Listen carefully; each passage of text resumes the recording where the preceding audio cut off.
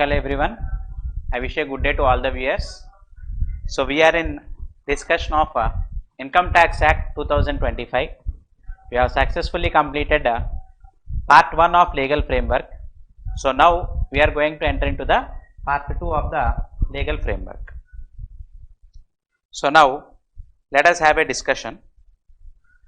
In the past session we have discussed regarding section 202, which deals with the new tax regime under New Income Tax Act 2025. So now what we are planning here is, before discussing the concept of surcharge, so what the New Income Tax Act has specified regarding surcharge and also the tax rate of companies, cooperative societies, these aspects we need to discuss. But before such discussion, in all the concept of surcharge, if you refer, there will be a special reference to the capital gain tax rates. That's why first we need to get a clarification on the tax rates which are applicable for capital gains. Once we get the clarity on those sections, the concept of surcharge can be easily understood. So now, with no loss of time, let me begin with the concept of taxation of capital gains. How would the tax rates be? As per earlier provisions of Income Tax Act, that means 1961, we have for capital gains 3 sections, the tax rates 112, 112A and 111. These are the 3 sections which were being specified earlier. So, but now if you refer, these provisions of old Income Tax Act have been changed in case of New Income Tax Act. For long term capital gains, section 197 has been specified in place of 112A, 198 has been specified, and for 111A, section 196 has been specified. Simply speaking, section 196, 197 and 198 now deals with the capital gains.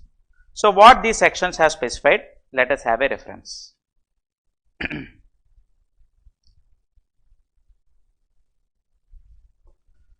So now the sections were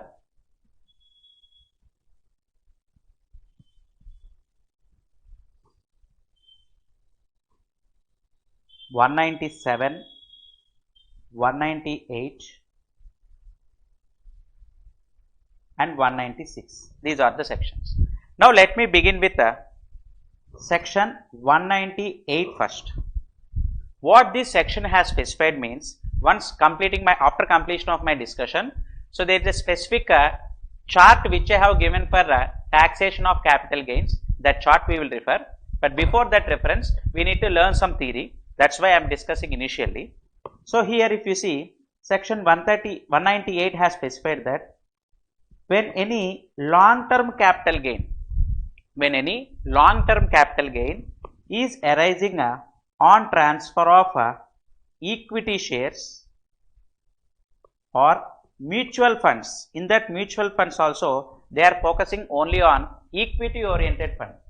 Sir, what happens if it is a debt oriented fund? It will come under the tax rates which were being specified separately. Here in section 198, long term capital gain arising on transfer of equity shares, equity oriented fund. Sir, what would be if it is a debt oriented fund? I will explain, but before that let me conclude this. And in case of units of business trust, this is an aspect which has come to promote infrastructure and real estate sector in India. A separate business trust concept has come here. If we invest in units of business trust like mutual funds, we can also invest in units of business trust. What that business trust will do is real estate projects and infrastructure projects. Out of the returns, we will get dividend from the business trust. Here, these 3 points have been specified. When equity shares were being sold, when units of equity oriented fund were being sold, and units of business trust were being sold, on which STT, securities transaction tax, has been levied. So what has been specified here is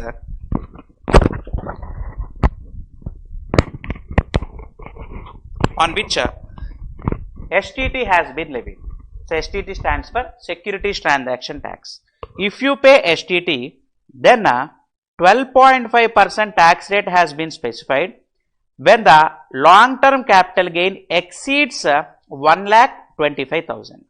That means, in our language, if you listen, so up to the extent of 1,25,000 of long term capital gain, it can be claimed as exemption.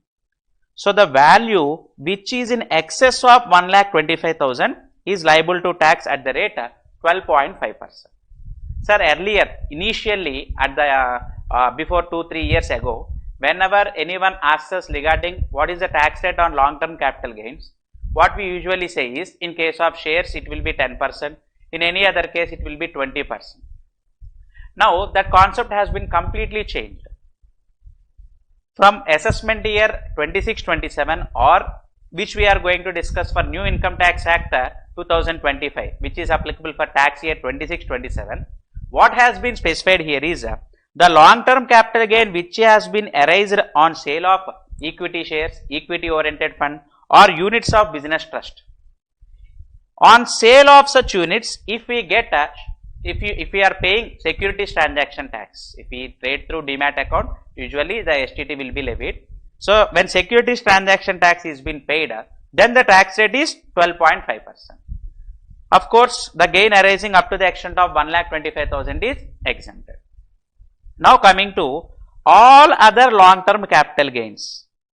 All other long term capital gains except land and building, because for land and building there are two options, with indexation or without indexation.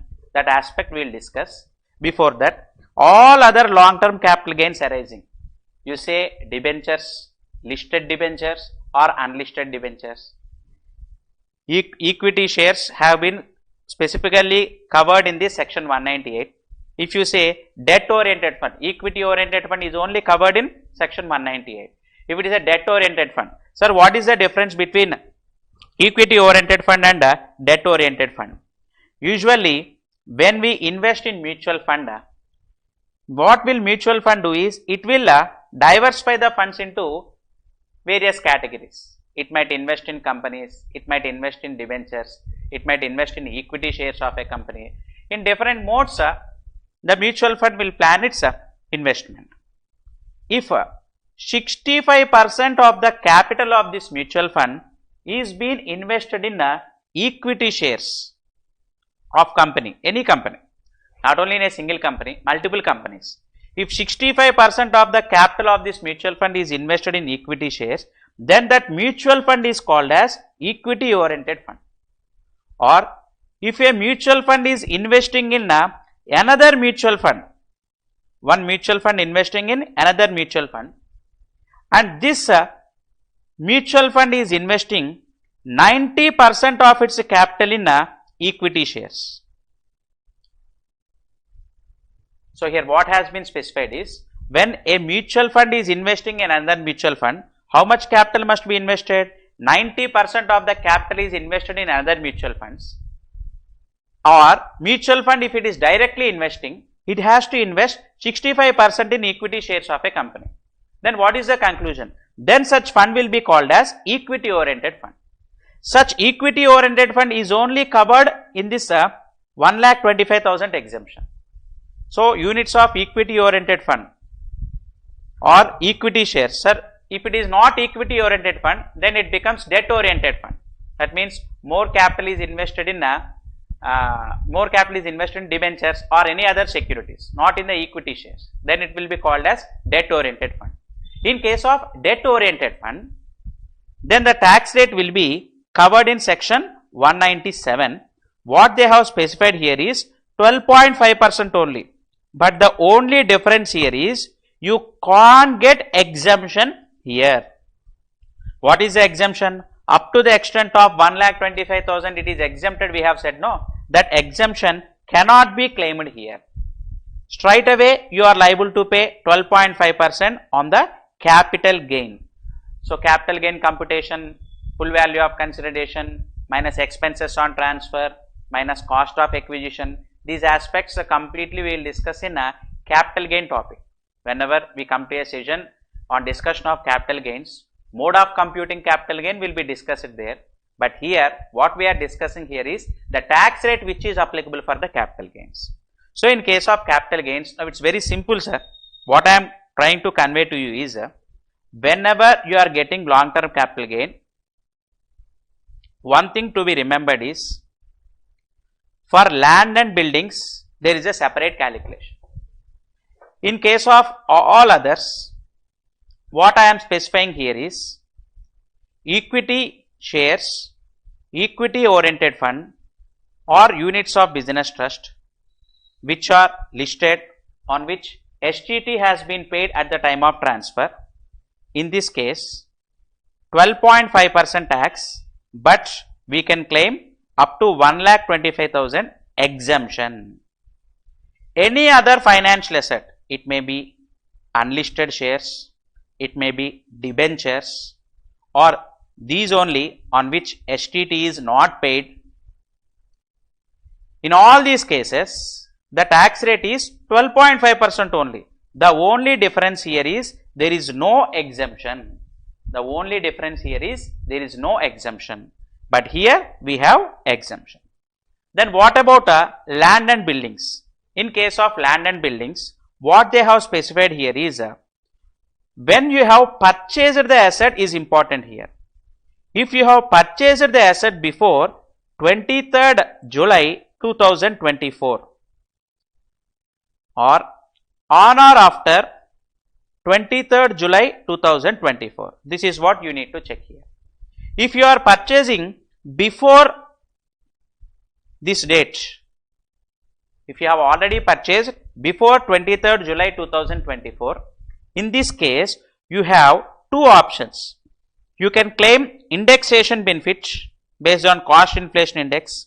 In this case 20% tax rate applies, or you don't claim indexation benefit. In this case 12.5% tax rate only applies. If you see 12.5, 12.5, 12.5.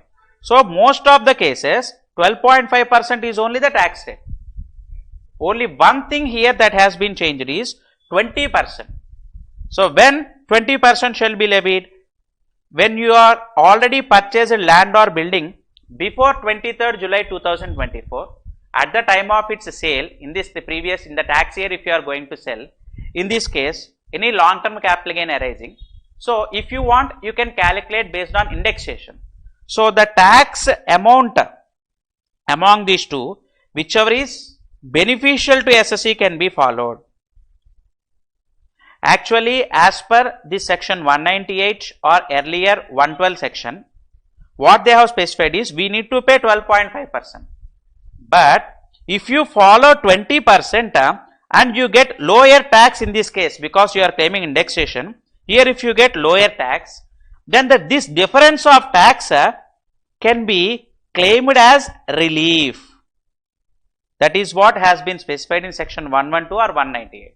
That is why in our terminology, what I am saying here is either 20% or 12.5%, whichever is beneficial to SSE can be followed. Why I am saying whichever is beneficial to SSE? Because here indexation benefit has been claimed. So, we have to check. In all the cases 12.5% might not be benefit. In the recent years, if I have purchased in 2020, 2021, indexation might give more benefit to me, because there the real estate value might not be increased drastically. But if I purchase in 2004, 2005, very earlier years, in such cases the difference rather than indexation benefit, paying 12.5% might be beneficial. So, there is no straightaway formula, we have to calculate both, and among the both options the beneficial option can be followed. So, I hope the concept is very clear. So, let me come back to our discussion. So, capital gains, two sections have been specified, 197 and 198. In case of 198, 1,25,000 exemption is there. but in 197 no exemption. So, for in which cases 1,25,000 exemption is given? For all these three, equity shares, equity oriented fund or units of business trust on which STT is paid, then 1,25,000 exemption is given. If the capital gain is 1,50,000 rupees, then in such case the excess amount 25,000 rupees, which is in excess of 1,25,000, will be liable to tax at 12.5%. However, education says is common. Whether surcharge will be levied, that's what we need to discuss further.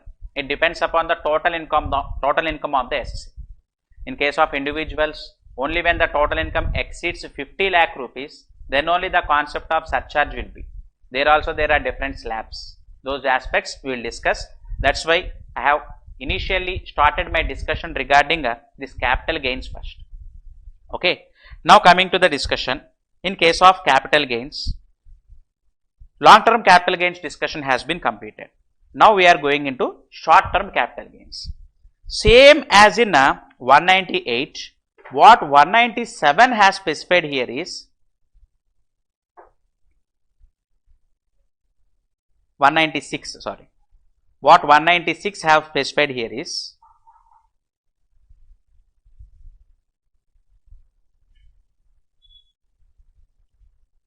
20% in case of listed equity shares, listed units of equity oriented fund or listed units of business trust.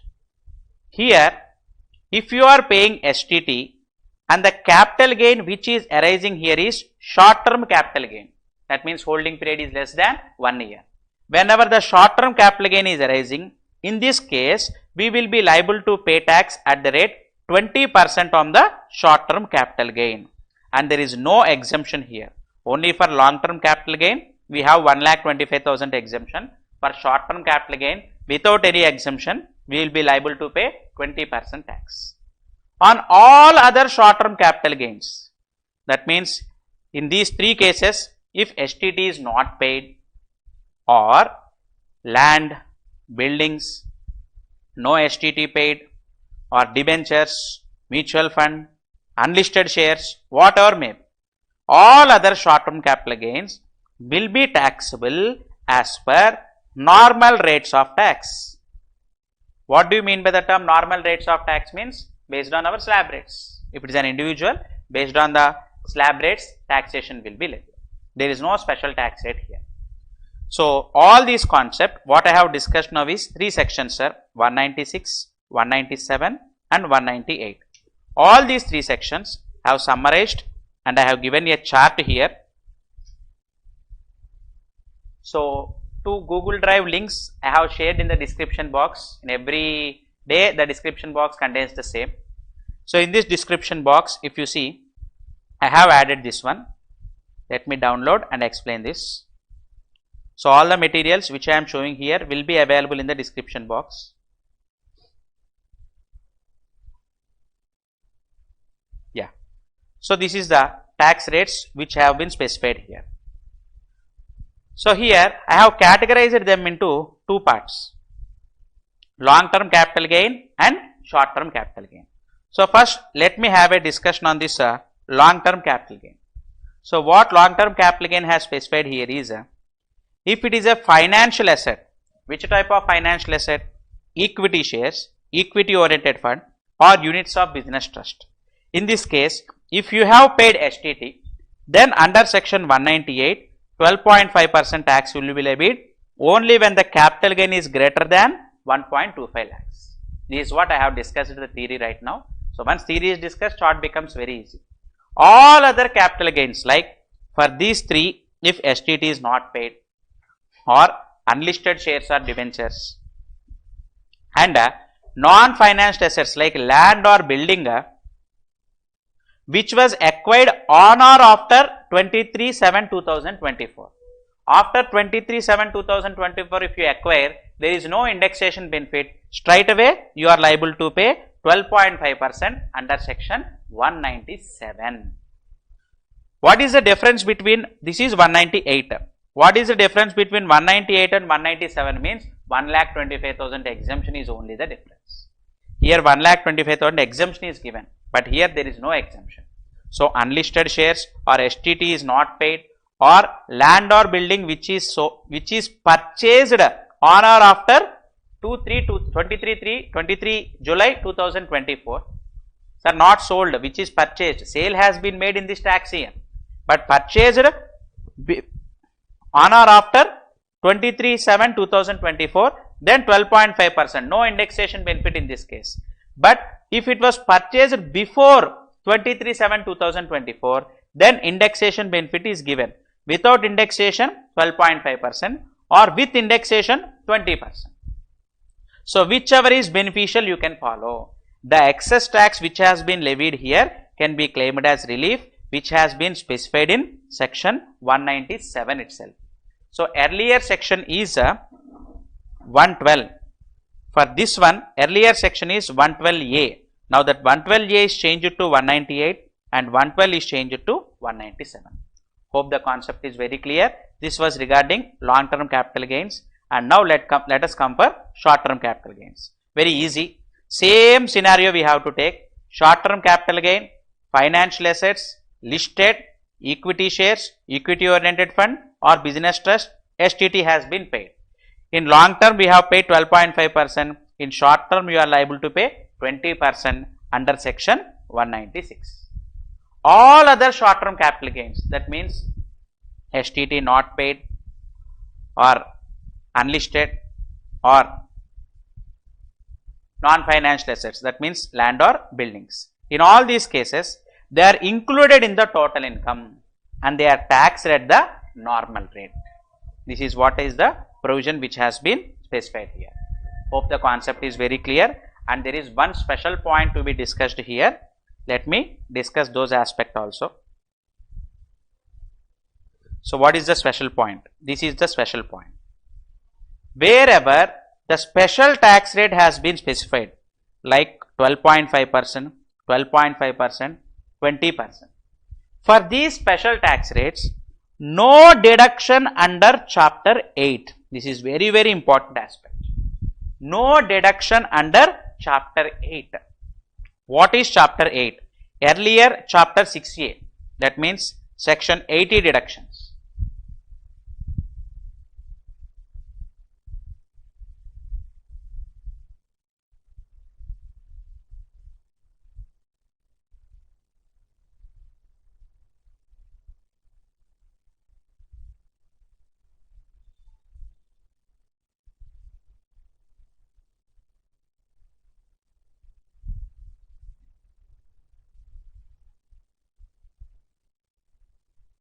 So here what they have specified here is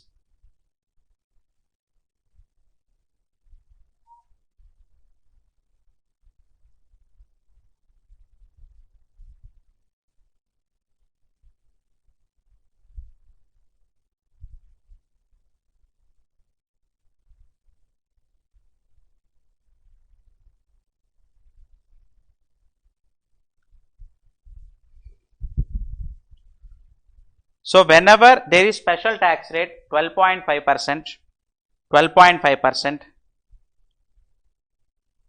and here 20%, 12.5% and here 20%. For all these special tax rates, there is no deduction under chapter 8. Chapter 8 means nothing but earlier chapter 6A, where we are claiming deductions under section 80.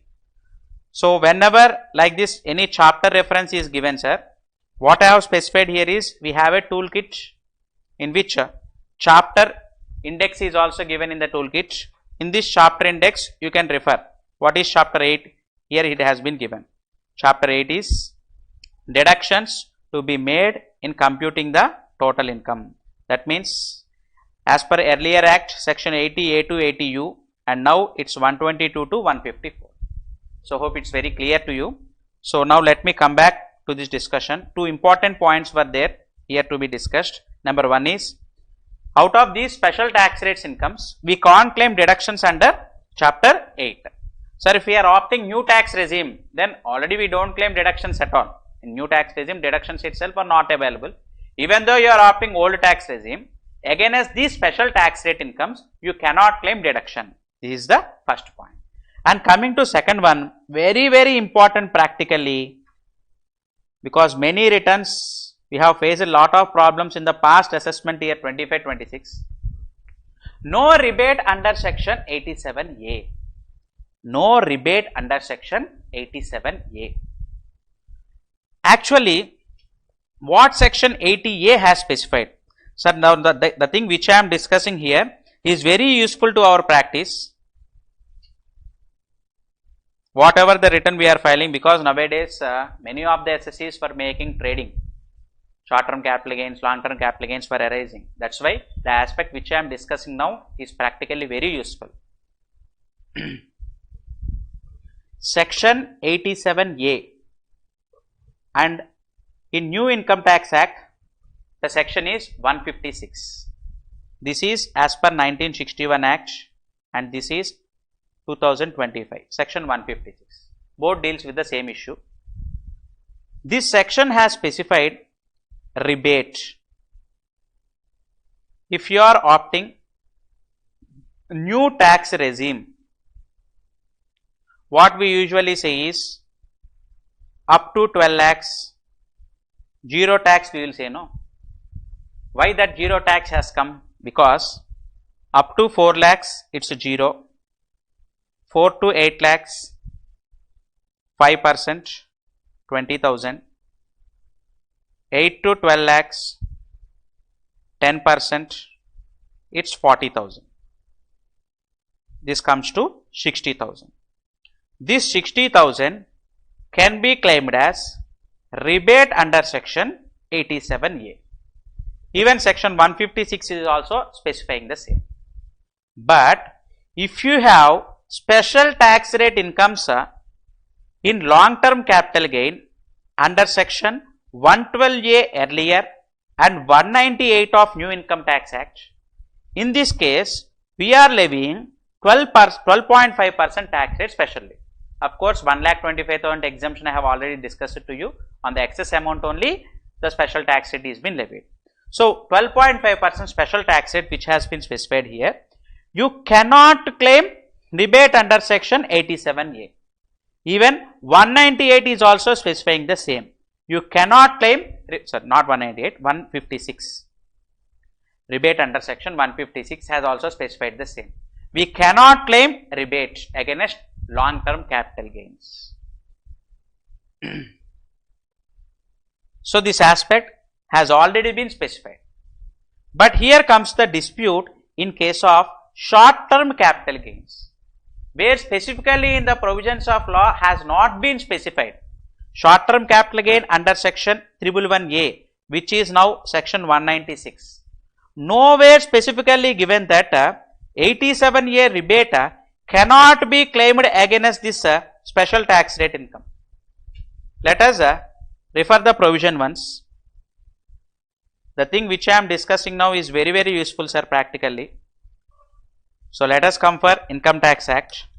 Now the capital gain sections what I have specified is section 196 to 198. Let us go for the section.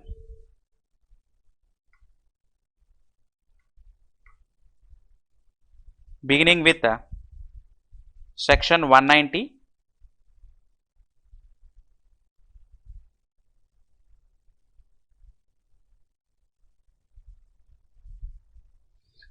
Sir, please refer here. This is section 198.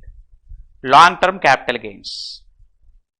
So up to 1,25,000 it is exempt.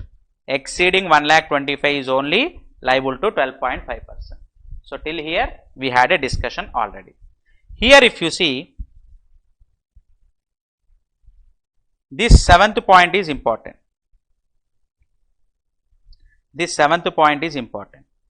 What they have specified here is whenever, so those who it's not visible, I am zooming it, where the total income of the SSC includes any long-term capital gain referred to in subsection 1, the rebate under section 156 be allowed from the income tax on the total income as reduced by such capital gains. That is what has been specified. That means against this capital gain, you can't claim rebate. Earlier it's 87A, now it's section 156.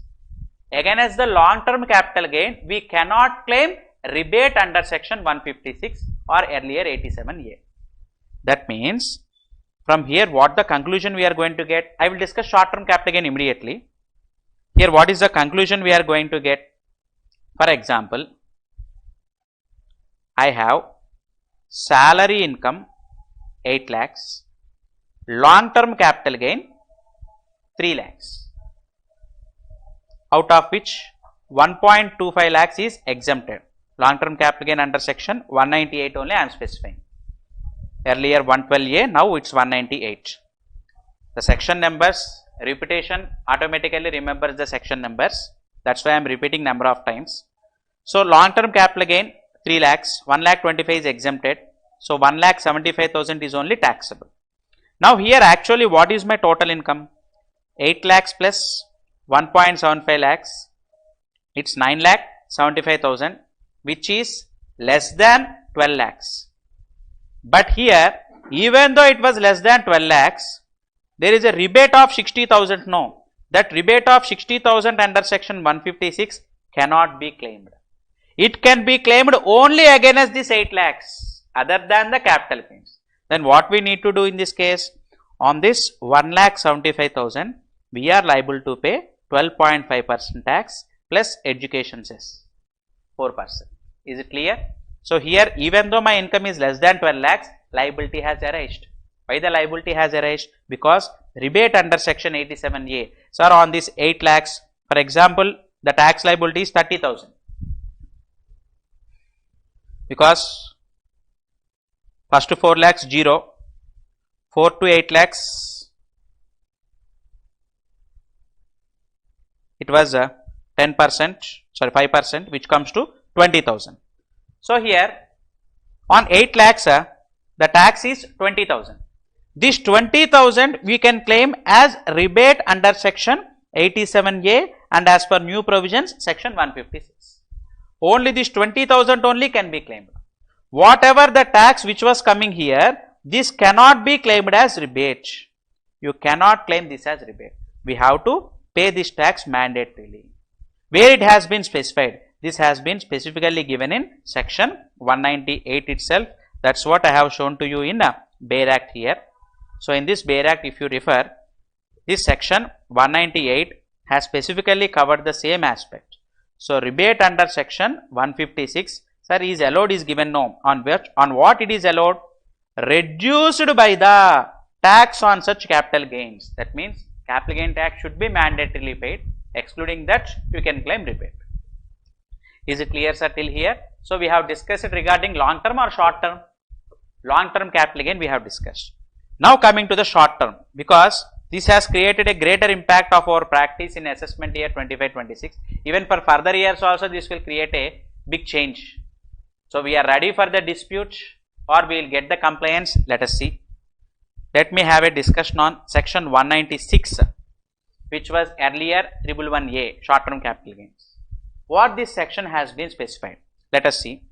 Where the total income of an assessee includes any income chargeable to tax. Okay, these things I have already discussed. Let me come to the straight away the point. Nowhere in this section 196, section 156 is specified. Nowhere it was specified. Because earlier if you see in 198, they have specifically given regarding this 156. No rebate can be claimed, they have given. But here in this section 196, the short term capital gains will be liable to tax at 20%. This was given, okay. 20% has been specifically given here. But nowhere in entire provision of law here if you see, nowhere section 156 is given. That means usually when we read the Bare Act, what the conclusion we will get? Again a short term capital gain, can we claim rebate or not? Yes. But as per bare provisions of law, so what we are getting conclusion here is, for short term capital gain under 111A,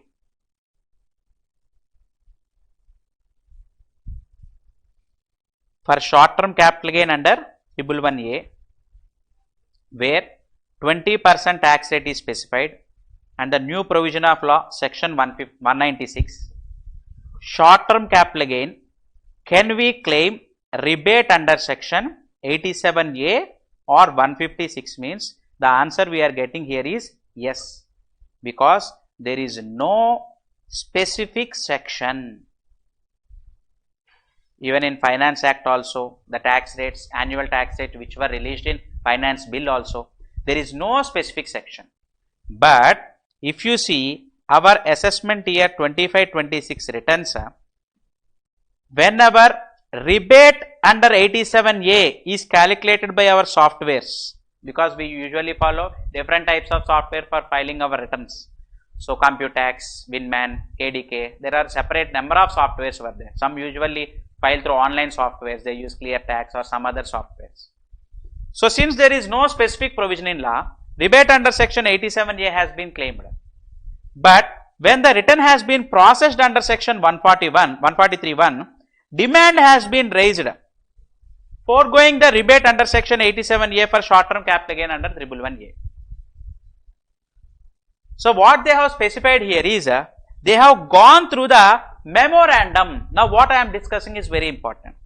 They have gone through the memorandum. Many have argued this point. They have went for commissioner appeals. Many have won the case. Those aspects also I will discuss, sir. Here if you see, the thing which I am showing here is very important. Memorandum explaining the provisions of Finance Bill 2025, not 26. The latest February we got 2026, but here it was specified. I am telling you regarding 2025. What they have specified here. Let me directly go through the stretch. 111. There will be many provisions, but directly whatever we want, let me go there directly. Yeah. So here what they have specified here is, whenever the provisions of subsection 1A, whenever the provisions of subsection 1A of section 115 BAC has been specified here. Sir, here section 115 BAC means what they are specifying here is new tax regime. Whenever you are opting for new tax regime, rebate under section 87A clearly provides that tax on incomes chargeable at special rates, for example 111A or 112 etc., are not included while determining the rebate. That means again in the special tax rate incomes you cannot claim rebate. That is what has been given. Even though specifically in section 87A or 111A or 112, only in 112A and New Income Tax Act 198 has specifically given that you cannot claim rebate against the special tax rate. But 111A and new section 196 nowhere specified that rebate cannot be claimed. But this memorandum, that means the intention of the law will be given in this memorandum. So the intention of the law on special rates you cannot claim rebate. So based on such intention of law, the CBDT while processing the returns by CPC under section 143(1), they have denied the rebate claimed under 87A where short term capital gain arises. Long term is already denied in software itself. For short term also they have denied and demand has been raised. Many went to commissioner appeals. There many, because it depends upon the commissioner who was passing the order. Some got favorable and some appeals were being dismissed. Those dismissed appeals, some have won in tribunal. These aspects were been going on. Now what is the conclusion you are going to give now? For this assessment year, the conclusion I am going to give you here is, for this assessment year 2026-27, which is to be filed from this 1st April, or tax year 2026-27, for which New Income Tax Act 2025 is applicable. In these two cases, what I am suggesting here is Department Software 143.1 processing CPC is denying 87A rebate for short term capital gains. Even our softwares also got changed because it was denying. So that's why even the softwares which we are following also is not calculating rebate under 87A and short term capital gains. But if you want, you can claim rebate for short term capital gains under section 111A or now new section 196 because nowhere specifically given in the act. But here at the time of processing return you will get a demand. For this demand you have to approach the appellate authority. So if the amount is very huge and the client is ready to face the appeal, that means indirectly we will only face but on behalf of the client. So if he is ready to face the appeal, you can claim the rebate, or else there is no such aspect of going appeal means we have to comply with CPC processing. That means for 111A or 112 or 112A, 112A is the universal thing, and now new sections 196, 197, 198. Against all these three, you don't claim 87A rebate. 87 means nothing but 156. You don't claim rebate. This is the conclusion which I am going to give you. No sir, I will go for appeal. It is at your wish. I am not denying. It is just my opinion has been expressed here. What the law is specifying, how the department has come to such conclusion. That's what the aspect I have clarified to you. Whether we go for dispute or go for compliance, it is at our discretion. Okay. So by this, I have completed my discussion regarding capital gains, capital gain tax rates. And one more thing is there, let me explain. Capital gain tax rates. However, after availing the basic exemption limit from incomes other than special gain tax rates. Sir, out of special gain tax rates, rebate cannot be claimed, but chapter 6A deductions cannot be claimed. But if there is basic exemption limit left, that can be claimed. That means, let me give an example. If the salary income is 2 lakhs, other income 50,000,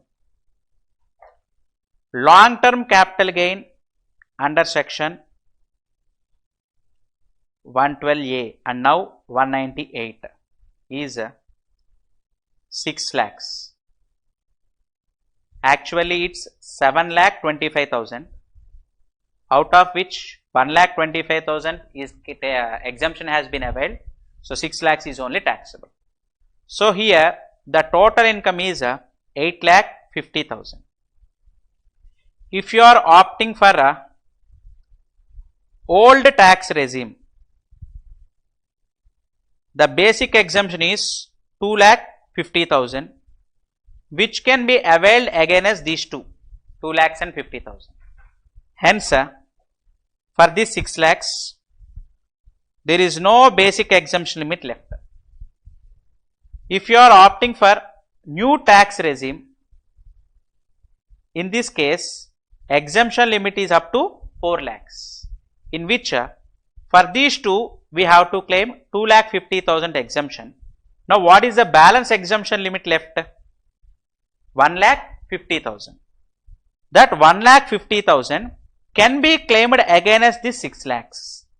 On balance 4,50,000 only, we are liable to pay 12.5% tax rate. This is what has been specified there. The balance basic exemption limit left after claiming the basic exemption limit against other incomes. Sir, first I will claim basic exemption limit from the 6 lakhs. That is not possible. Even in old regime or new regime, whatever you are following, what has been specified here is after availing basic exemption limit from income other than the special gain tax rates, then the limit still left. If the limit is still left, then it can be claimed against the special rate capital gains. That has been specified here. Okay. So finally, the conclusion here is long term capital gain usually 12.5% only, except in one case where land or building has been purchased before 23/7, then we have with indexation or without indexation 2 points were there. When we are claiming indexation 20%, this is only the change in long term capital gain. Coming to short term capital gain, only in one case 20% is given where STT has been paid. Remaining all cases normal slab rates only will be levied. I have sold the land, capital gain is erased. How much tax rate should I pay? Based on our slab rates. Can we claim 87A rebate? Yes. It was eligible, you can claim. Again, as the special tax rates only, we cannot claim rebate.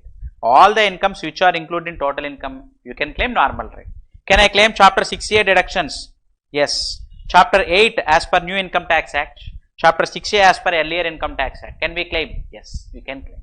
So, everything I am comparing with earlier law also because to get awareness. Ultimately, new sections were only important for our session, but when I compare with the old provisions only, we will get more clarity. That is why I am comparing both the provisions. So, by this capital gain taxation has been discussed from the past 40 minutes. We have been completely discussing on this aspect. So, with no loss of time, now let me enter for our the session which I have left earlier. Now, I am going to continue from there.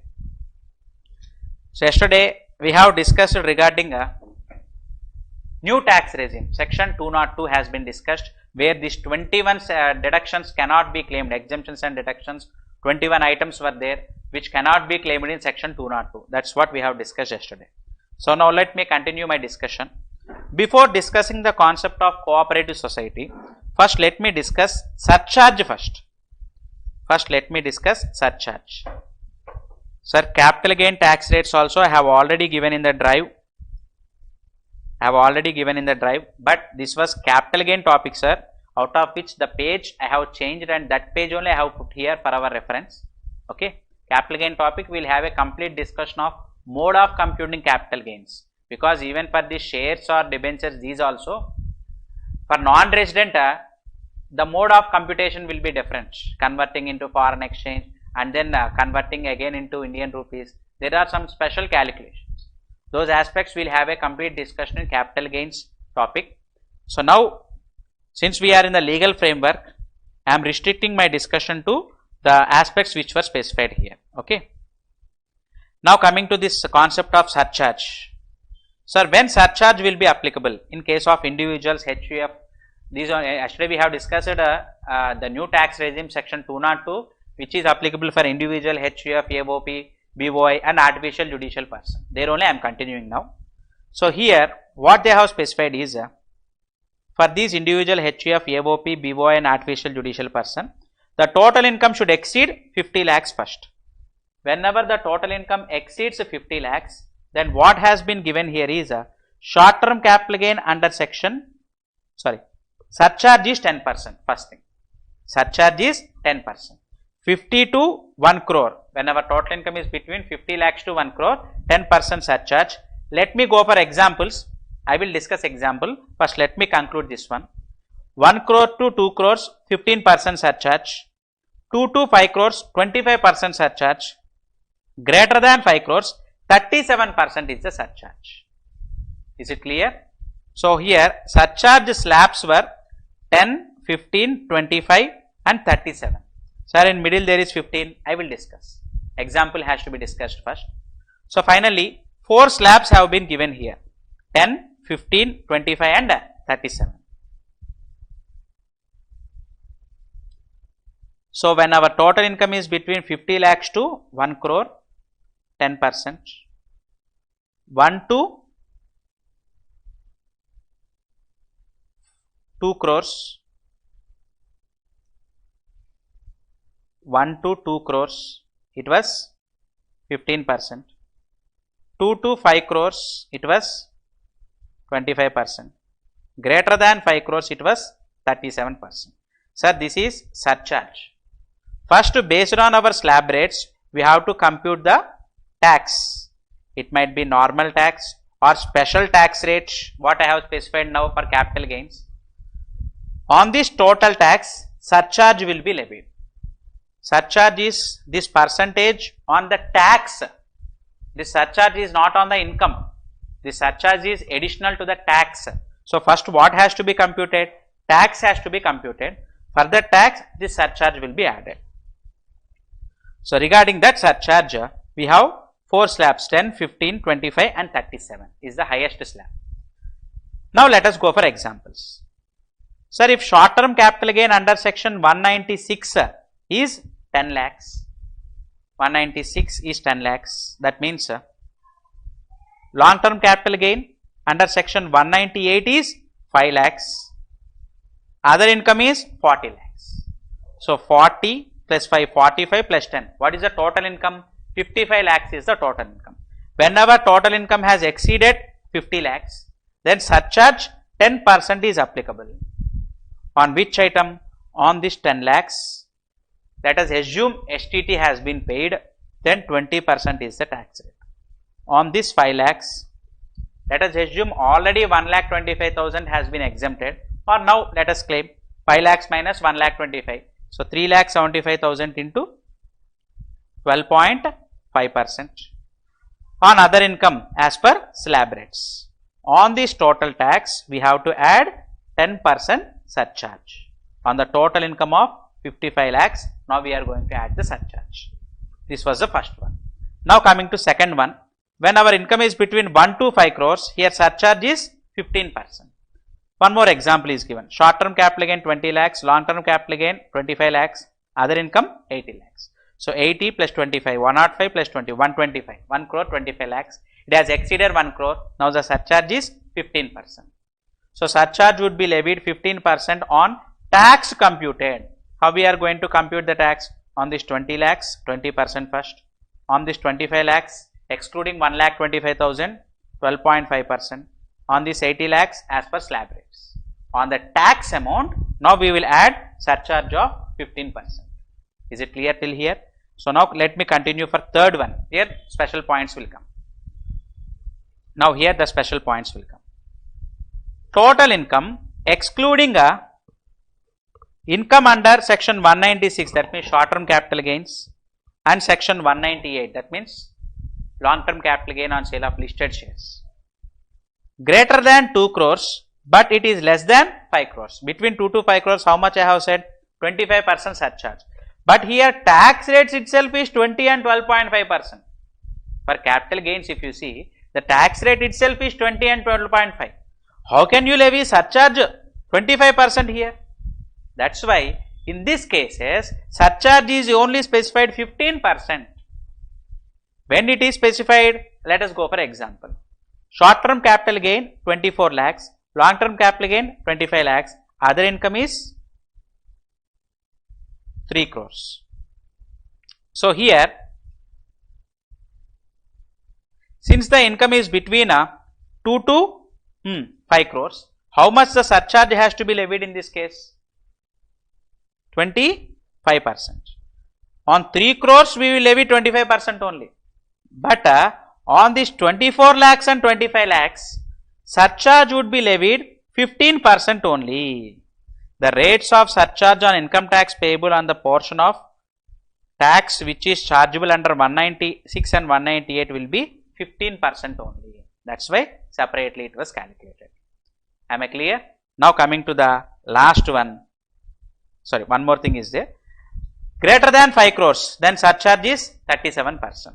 Here if you see, other income is 6 crores. That's why on that 6 crores, 37% will be levied, surcharge. First we have to compute tax. On the tax, 37% surcharge will be.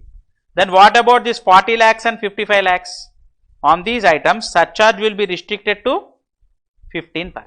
All these were being specified in Annual Finance Act only. Till here is it okay?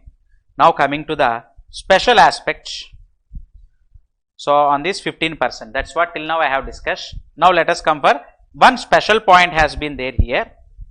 Here other income is 1.3 crores, capital gain 55, short term capital gain 40. So the total income is 2.25 crores which has exceeded 2 crores. Whenever it was exceeded 2 crores, the surcharge will be 25%. But why it has exceeded 2 crores? Because these capital gains were also included. That's why it has exceeded 2 crores. If the capital gain is not included, other income is only 1.3 crores. Whenever it is 1.3 crores, how much will be levied? 15% is only the surcharge. Of course, on these two items, 15% is there. Just because we are including these two items in the total income, this other income might be liable to 25% surcharge. Here a relief has been given. You need not pay 25% surcharge. Here 15% is enough to pay. That is what is the fifth point clarification. Hope it is well understood to us. So, by including this capital gains only, it has exceeded 2 crores. If you don't include, the other income is less than 2 crores. In such cases, what has been specified here is 15% surcharge on the entire income. On these two, we already know that it was 15%. On this 1.3 also, now only 15% will be levied. This is the special benefit given. Sir, is the concept of surcharge very clear? So, we have discussed the surcharge for which case? Individual, HUF, AOP, BOI and artificial judicial person. Sir, we will discuss separately for HUF. There will be a separate session. Taxation of HUF, there will be a separate session. AOP, BOI, artificial judicial person, all these cases, there will be special sessions later for each topic. So, here what I am specifying here is the tax rates only I am discussing here. So, now coming to the tax rates, let me continue. Taxation of partnership firms. Let me go one by one. Cooperative societies we will discuss at the end. Now, coming for cooperative, for the next 15 minutes, we will discuss regarding this capital gain, special tax rates aspect. After completing tax rates, then we will go for special topic which is useful for our practice, unexplained cash credits, unexplained investment, unexplained money. So, which is a most trending topic of our practice. Earlier section 68 and 69 and now section 102 to 106, those aspects I will discuss after 15 minutes. Now, let us conclude regarding this tax rates. Individuals only takes time, but this one are very easy from here onwards. For partnership firm, what is the tax rate? Straight away 30%. Whatever is the income, there is no basic exemption, 30% has to be paid, LLP or partnership firm.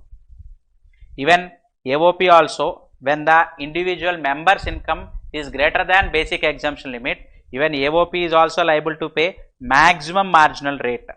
Regarding this maximum marginal rate, how we assess AOP, these aspects I will discuss in a separate session, sir, regarding AOP assessment, there I will discuss. But now, let me discuss the surcharge for partnership firm. For partnership firm, tax rate is 30%. Whatever might be your income, even 10 crores income also 30% tax. But here, surcharge will be applicable 12% when the total income is greater than 1 crore. Whenever it was exceeding 1 crore, then surcharge of 12% will be levied. Is it clear, sir? Next, partnership firm has been completed. Now, local authority 30% has been given tax rate. Actually, for local authority, there will be many exemptions. Towards its municipal activities, whatever income is earned, it will be exempted. However, some commercial incomes will be taxable which were supplied to other jurisdictions. So, rather than that local authority jurisdiction, so any product or any supply is made to other jurisdictions, that will be taxable. So, those aspects we will discuss in assessments, but here local authority tax rate is 30%. Now, coming to assessment of companies, this takes some time because company straight away single tax rate is not given. 4 types of tax rate were being specified here. So, companies have classified into 2 parts, domestic company and number 2 foreign companies. So, domestic companies usually 30% tax, but in the previous year 24-25, if your turnover does not exceed 400 crores, then it was 25%. Sir, why this previous year 24-25 has been specified?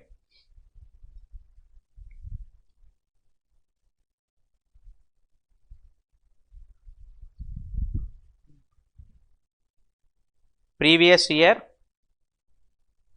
24-25, financial year 25-26, tax year 26-27. Sir, we are discussing for regarding this tax year only now. From 1/4/2026 onwards, what are the provisions of law? That's what we are discussing. So, from 1/4/2026 onwards, for the tax year 2026-27, what they have specified? Turnover in 24-25 should not exceed 400 crores. Should not exceed 400 crores. It should be less than 400 crores have been specified here. It should not exceed 400 crores. In such case only, in this year, you will get beneficial tax rate of 25%. Sir, here actually they can refer 25-26, no. This act has been introduced in August 2025 and finance bill has been released in 1st February 2025. That means in financial year 25-26 is not yet completed. So, in the middle of the year they are giving the budget here. So, Finance Act has been released in February 2026. So, 1/2/2026 is the date of finance bill which has been passed latest. Even on Sunday also they have released, presented the budget on 1st February 2026. So, on this August 2025, this new income tax act has come. So, everything is initiated in 25-26. So, in 25-26 only your turnover does not exceed 400 crores, like that they cannot say, because year is not yet completed. That is why reference is made to the previous year. If in previous year 24-25 if your turnover does not exceed 400 crores, then in tax year 26-27 your tax rate will be 25%. This is what the theory. Okay. Now, let me continue.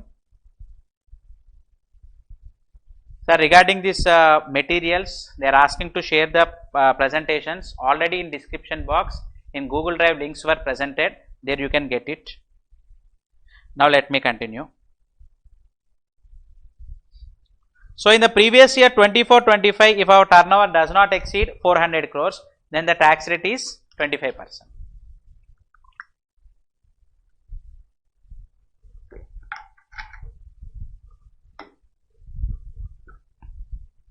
Now, coming for special tax rate for companies. Along with these two, there are two more items which were specified for companies. Number one is 22%. And number 2 is 15%. Sir, what is this 22% and 15%? So, new two special sections, section 200 and 201.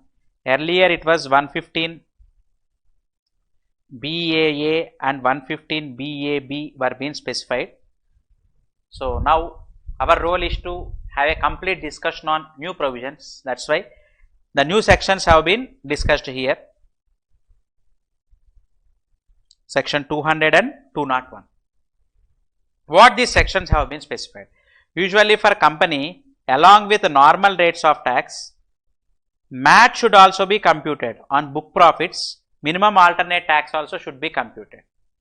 Among these two, whichever is higher should be paid to the government. If MAT is higher, MAT should be paid. Of course, the higher amount which you have paid can be claimed as MAT credit. Those aspects will be discussed in taxation of companies. For companies on total income, these tax rates were being specified. On a book profit, MAT has been specified. Among these two, whichever is higher should be paid. Whenever you are coming for general tax rate of 30%, that means turnover greater than 400 crores, or coming for special concessional tax rate 25% when your turnover does not exceed 400 crores. In these cases, MAT 15% on book profit is also applicable. Among these two, whichever is higher will be paid to the government. But you have another option where the provisions of MAT are not applicable at all. You need not follow book profit, MAT computations also need not be made. When in a case where you comply with section 200 or 201, what these sections have specified? 22% tax is enough. In some cases only 15% tax. Sir, 15 is most beneficial. No. Yes, but we have to go for conditions. When this 15% is applicable, sir, 15% is section 201 and 22% is in section 200. This 15% is only for manufacturing companies. You manufacture any article or thing. except these 6 items. Actually, these 6 are regarded as service sector manufacturing. That's why these 6 points have been excluded. Excluding these 6 businesses, any other business of manufacture you do. Business of manufacture or production of any article or thing, but does not include these 6 activities. Sir, Google Drive link is given in description box below this video. If you go for description, more item will be there. If you go for description, there Google Drive link is given. Okay. Many were asking regarding where the link is there. So below the video, you have a description. There you can see. Okay. So now let me continue. So these 6 businesses, business of manufacture or production of any article or thing, does not include the business of these 6 businesses. You cannot get 15% benefit. That means for these 6 businesses, 22% is applicable. So what are those? Means computer software, mining, conversion of marble blocks into slabs, gas bottling into a cylinder, printing of books. These 5 only were given. Any other business as may be notified. This is the 6th one. So these 5 businesses, 22% only. Remaining any other product you manufacture, you can claim 15% special tax rate you can claim. Sir, am I clear? 15%. Sir, we are in trading sector or we are in service sector, then you can come for this 22% tax. But the mandatory here is surcharge. Generally, when surcharge will be applicable? For individuals 50 lakhs above. For companies 1 crore is the limit. Above 1 crore income, then only surcharge will be applicable. But here mandatory surcharge is been given. Here, irrespective of your income, 10% surcharge is mandatory. That means what is the effective tax rate? 15% is the normal tax rate, 10% is the surcharge, 4% is the education cess. Sir, 15 plus 10 plus 14, 29. Not like that, no. On this 15%, 10 means 1.5%. On that 16.5, education cess should be added. That means effective tax rate is 17.16%. Here the effective tax rate is 25.168%. Sir, when turnover is less than 400 crores, then the tax rate itself is 25%. Normal tax rate itself is 25. Here it was 25.168 effective tax rate. It's better to go for normal provisions. No, yes, that's why we are going for normal provisions usually. But the thing here is, when you opt for normal provisions, you have to compute MAT also. Book profit has to be computed and MAT has to be calculated. If you don't want MAT, here MAT rate is 0. There is no MAT at all. Then you can come here. Only this one change only now.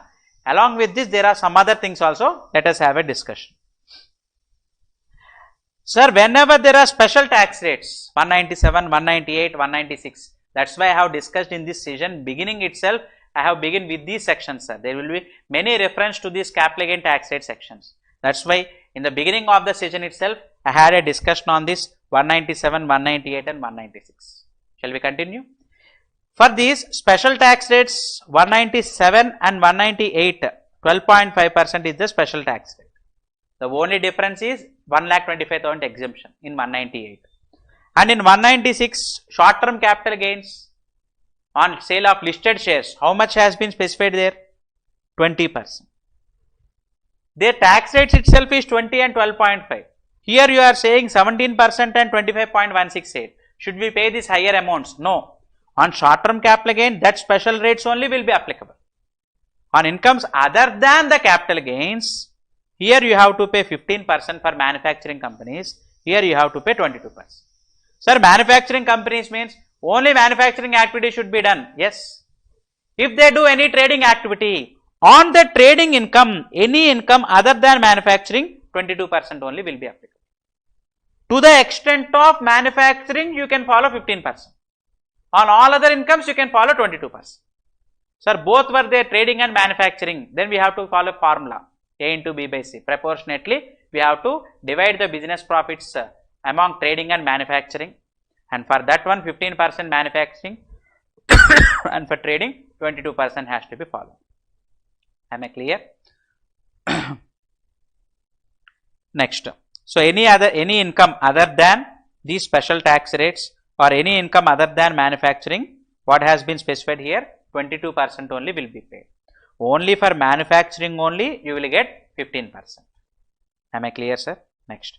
For capital gains, that tax rates only. Capital gains, that rates which were applicable for capital gains only will be applicable.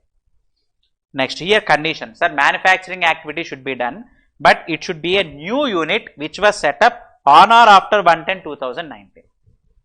If the company has already been formed in 2010 or 2011, this benefit is not available. But if you set up a new unit, if a new factory has been set up, for that extent you can claim this one. So, registered and on or after 1/10/2019. It should commence manufacturing before 31st March 2024. Before this date only manufacturing should commence. Setup should be made after 2019, manufacturing should start before 2024. And this is very important. It should not use any plant and machinery previously used for any other purpose. That means it should be a new plant and machinery which is to be used for this manufacturing activity only. Here if you see note number 2, second hand plant and machinery, is it eligible for this concessional rate of 15%? No. Sir, I am not speaking regarding depreciation. Depreciation we will discuss later. Additional depreciation, there are some special provisions, new put to use has been come. These things I will discuss later, sir. Here what I am discussing here is to get concessional tax rate of 15%. To get concessional tax rate of 15% for manufacturing companies, the plant and machinery has to be new. It should not be a second hand plant and machinery. But imported second hand plant and machinery is eligible. Imported second hand plant and machinery, it should not be used in India earlier. First time if we are using in India, it is eligible for, not depreciation sir, it is eligible for concessional tax rate of 15%. The company will be eligible. Next. And it should not exceed 20% of the total value of machinery. See, even second hand plant and machinery, sir, till here it was imported one, that is completed. Any other plant and machinery also, it can be second hand machinery is also permissible, but to what extent?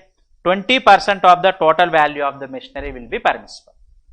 So, this is what is the condition. Okay. So, when these conditions were satisfied, what is the tax rate? 15% will be levied. Next thing, sir, here 22%, no special conditions. But now here we are going to get some conditions. No deductions as in page 1.9. What is page 1.9? 21 items we have discussed. No, not 21 items. For cooperative societies, there is list of 9 items which we will discuss. Those, out of those 21 items only, sir, already discussed items only, these also. These deductions cannot be claimed. In which case, you follow 15% or come to this 22%, whatever might be, these deductions cannot be claimed. And here MAT rate is 0, no MAT. If you have any carry forward MAT credit, that can also be, should be lapsed. That MAT credit also cannot be carry forwarded in this case. Okay. Next, subsequent withdrawal. What has been given here? Subsequent withdrawal. Here only opt-in process is given. You cannot opt out again. You cannot opt out again.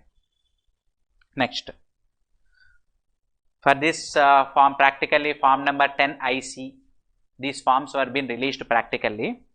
And under new income tax act, no specific forms were specified as of now. So, we have to wait till then. But theoretically, sections were being changed. So, what sections have been specified here is section 200 for 22% and for 201 it was 15%.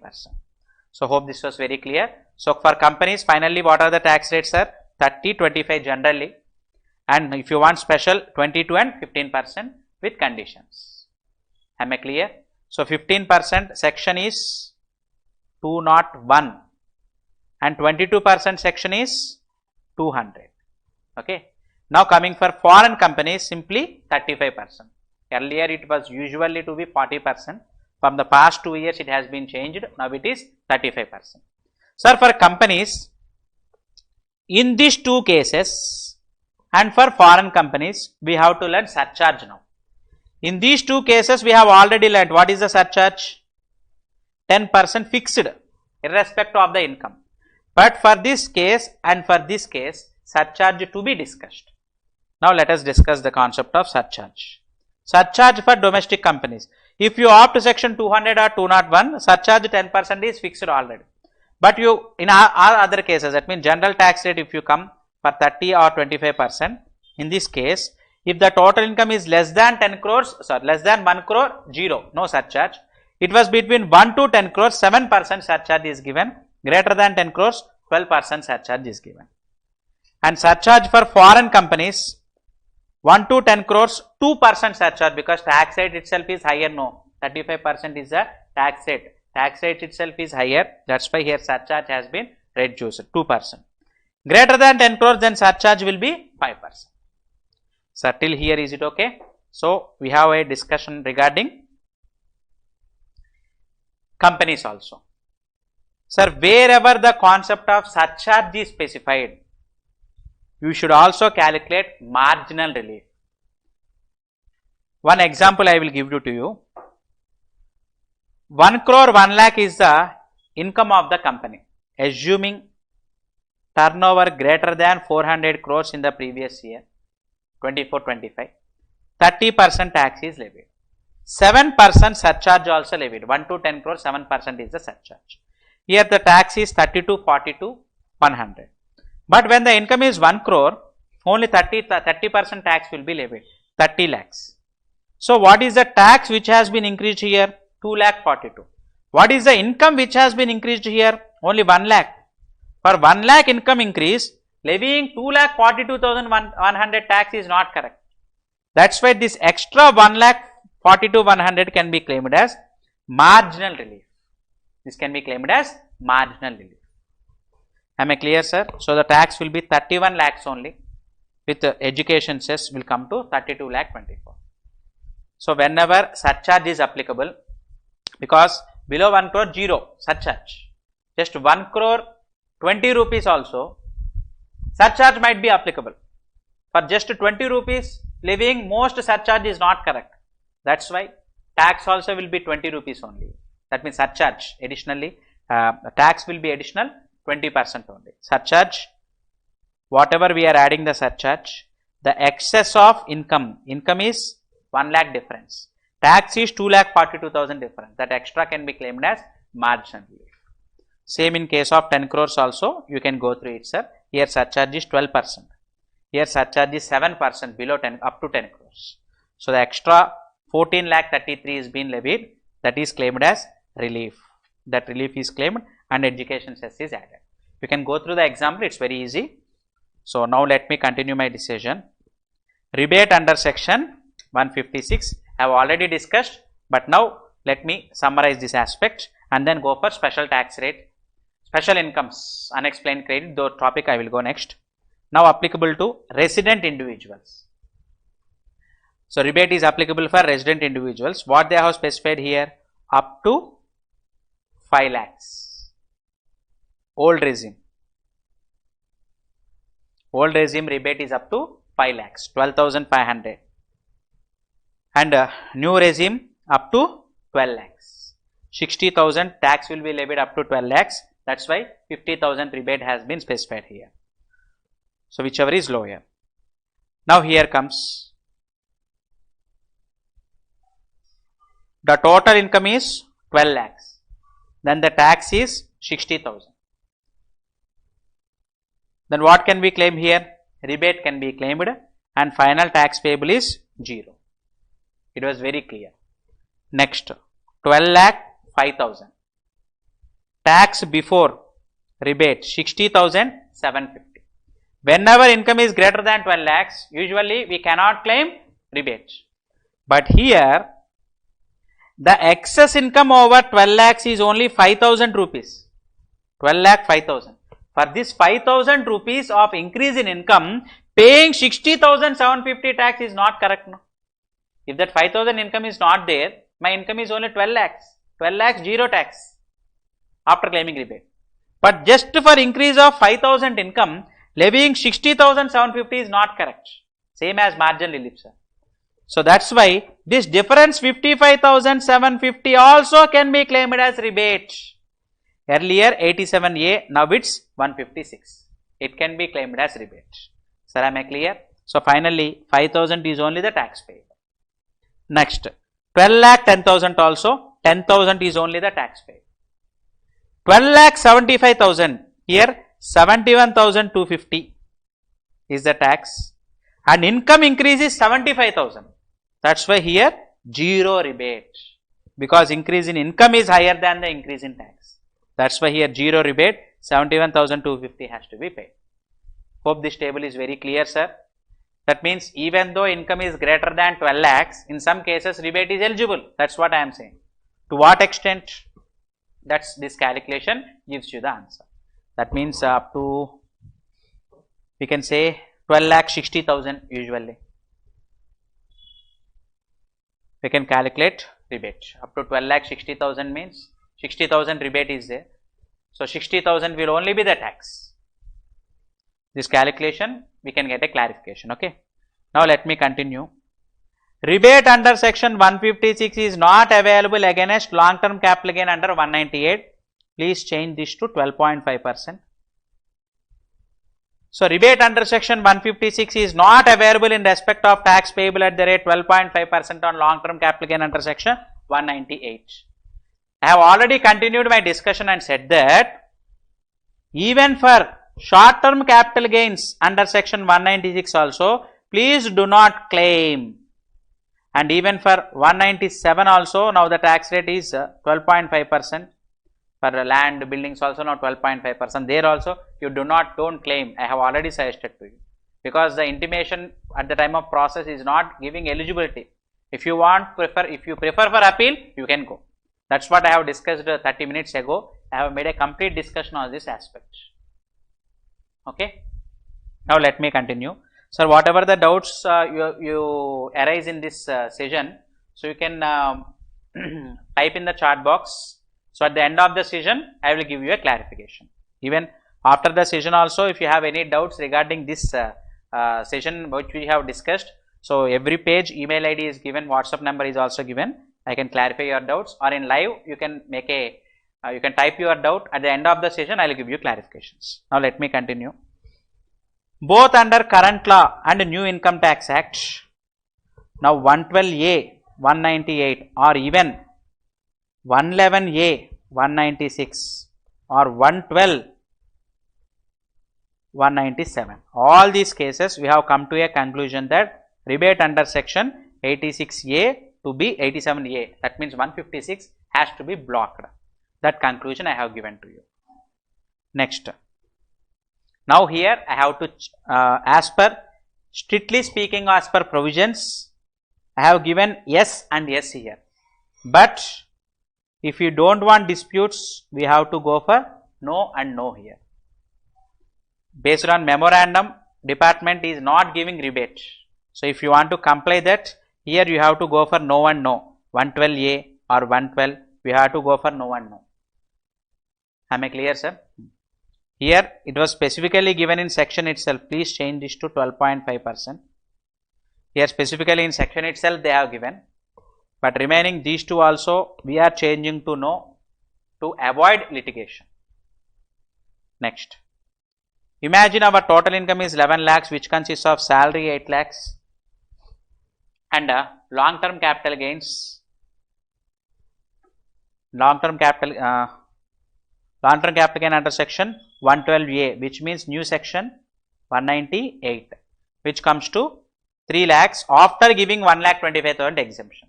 So that's why here the total income is 11 lakhs. Even though it was below 12 lakhs, we can't claim 100% rebate. In this case, 10% of 3 lakhs comes to 30,000. Sir, now we have to calculate 12.5%. Please remember, this 10% is given as per old tax rates. So that's why it's better to go for 12.5% now.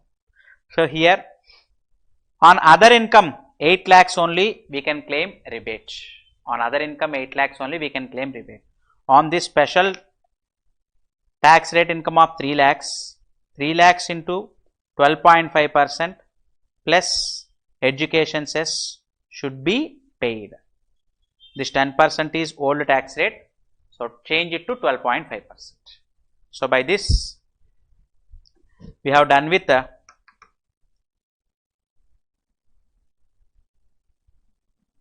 capital gain tax rates. Now we will go for special tax rates. Rounding off, we already know section 11516, earlier it is 288A and 288B in old income tax act. Now it was section 11516, rounded off to the nearest 10 rupees. Okay. So now let me continue. Very important special tax rates under new income tax act 2025, out of which these three sections we have already discussed till now.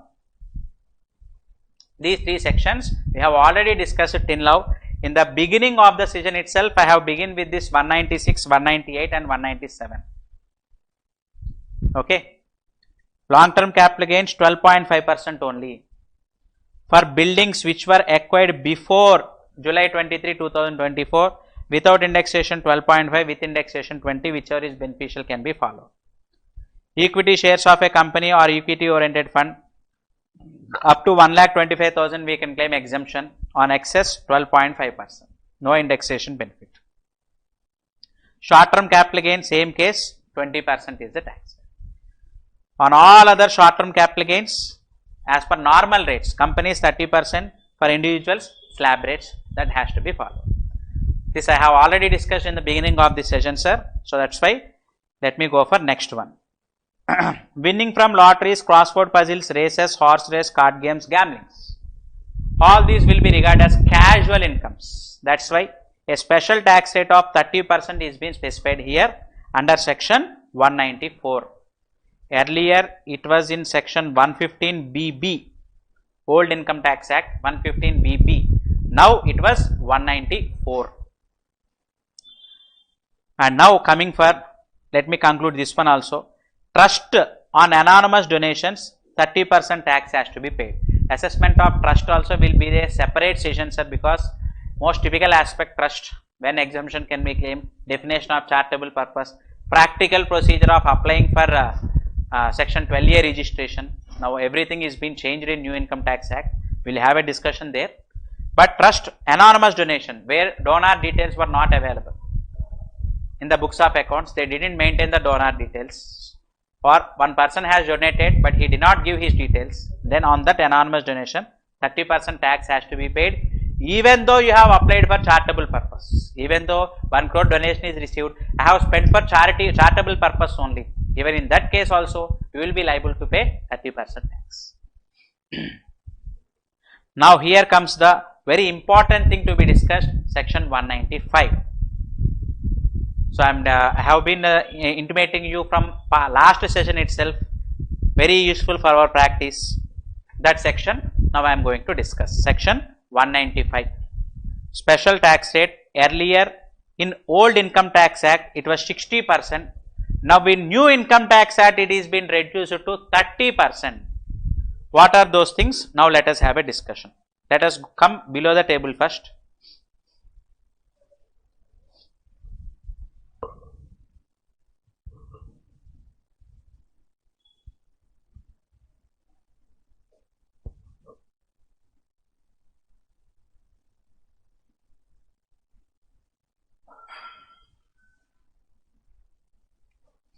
So left side I have written old provisions, sir, 68, 69, 69A, B, C, because nowadays department is not doing general assessment.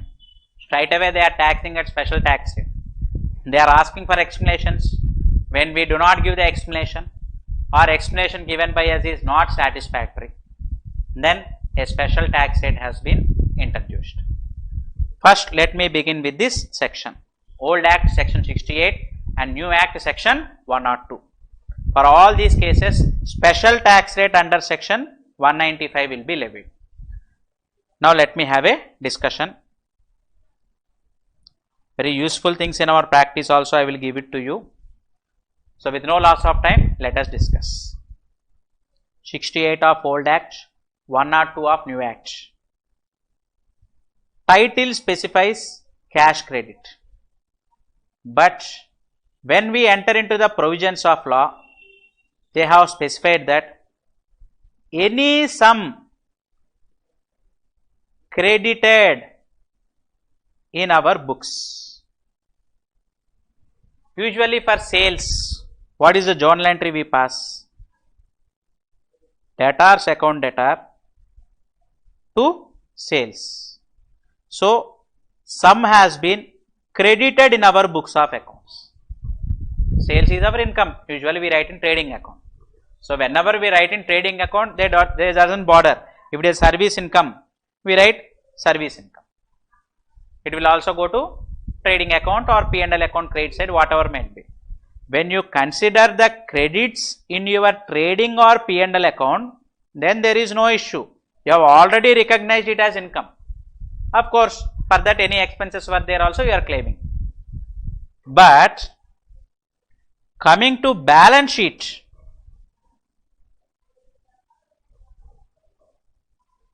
I am going into T format only, not as per new provision. Horizontal way I am not telling, just for understanding sake, I am presenting it vertically. From this year onwards, horizontal presentation is mandatory. Till last year it was optional, but from this year onwards it was mandatory. But for our understanding sake, I am giving you vertically. This is liability side and this is asset side. So, in this liability side, capital account, unsecured loans, secured loans, bank ODs, bank term loans, all these are our liabilities. For secured loan, there will be a mortgage deed. For OD or term loan which we are obtaining from banks or NBFCs, we can provide the account statements. But whenever you are introducing the capital in your business or unsecured loan in your business, what is the journal entry we are going to write? Bank account debtor to capital account. If it is a proprietor, proprietor's capital, partners, partner's capital, partnership form. And if it is an unsecured loan about 20,000, we have to borrow only through account pay check or DD, even under New Income Tax Act also or ECS. Bank account debtor to unsecured loan account, for example, Mr. A. If 5 lakhs has been borrowed, 2 lakhs capital has been invested, then what comes here? 2 lakhs, 5 lakhs. Just an abstract I am telling. So, whenever you are crediting any sum, in the books of the SSE, books are important here. Whenever we are crediting any sum in the books of the SSE, then we have to explain the source. How you have introduced? Sir, here this 2 lakhs I have introduced out of my LIC proceeds which were being received upon maturity, which were under earlier Income Tax Act exempted under section 1010D. That's why that amount has been invested. Or I have sold rural agricultural land which is not a capital asset at all under section 2 subsection 14. That fund I have invested here. Or tax paid income only of earlier years. Tax paid income is there in my bank account that I have invested in the business. Like that, if you give explanation, then it's okay. Coming to unsecured loans, I have borrowed from Mr. A 5 lakhs. Whenever we are borrowing, then we will execute a promissory note. Or this is a bank transaction. Directly 5 lakhs is been created in our books of accounts, credited to USL account, debited to the bank account. In our books of accounts I am saying, in bank account it will be created, but from our books point of view I am telling, bank account will be debited. In our books, bank balance will increase. So, in bank account there is 5 lakhs income. From bank point of view, it will be created in the bank statement. 5 lakhs has been there. This 5 lakhs has been received from Mr. A. Now, what I am saying here, what department is asking us to explain the source of this 5 lakhs. That's what is the source. I have received from Mr. A. How can I come to a conclusion that this is unsecured loan? If there is any mortgage deed executed in hands of Mr. A towards security of this 5 lakhs, then that mortgage deed will specify the terms towards loan or not, what is the interest rate, everything will be given. But you have borrowed unsecured loan. So here we have to produce the evidence. Sir, evidence means we have executed a promissory note. Please see this promissory note. In this case, usually who will execute the promissory note? Mr. B is the borrower, Mr. A is the lender. Who will execute the promissory note usually? Mr. B, borrower only will execute the promissory note. He will write the promissory note and give to Mr. A. Original will be retained with Mr. A. A copy has been taken by Mr. B. That copy has been produced now. Here, promissory note will be executed by Mr. B. Promissory note will be executed by Mr. B. Now, in Mr. B books of account only this 5 lakhs is there. We are asking for explanation and he is giving promissory note. Who has prepared that promissory note? Mr. B only. That promissory note only if you give as evidence, it will not be satisfactory. Giving explanation is not only important, that explanation should be to the satisfaction of the assessing officer. It is you have written the promissory note. That one only if you produce as evidence, we do not relay, they will say. Sir, I have borrowed from Mr. A, sir. It was in our bank account. In bank account, Mr. A name only is only presented there. Mr. A has transferred from his bank account. I have received in my bank account. It was white money only. I have borrowed. For that borrowal, department is asking the source. The source is there. Mr. A has given. Is this source sufficient? Till execution of Finance Act 2023, this might be sufficient. But now, if you refer, see how stringent the act here is. Let me go for bare act. Which section we are discussing? Section numbers were important in our practice further, sir. That's why I am asking you. Which section we are discussing? 102.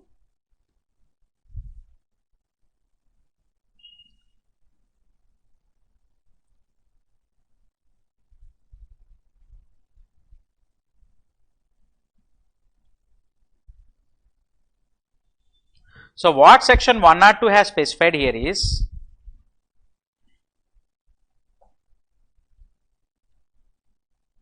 (107) and here is the 102. See how stringent the provision here is. Very useful for our practice, sir.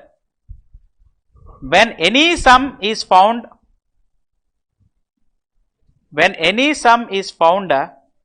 credited in the books of the SSE maintained for any tax year, see, new income tax act only specifies tax year, no assessment year or previous year. So here what they have given, when no explanation is given or explanation is offered but not satisfactory in the opinion of the assessing officer. So giving explanation is only not enough. So officer should get satisfied. Sir, how, sir?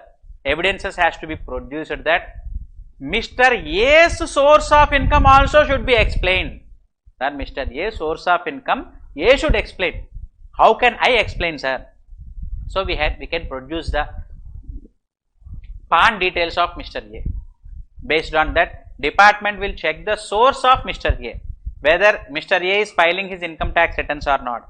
If he has filed his income tax returns, whether does he have financial capability in his balance sheet to give this 5 lakhs or not, or whether this 5 lakhs has been disclosed in his books of accounts or not.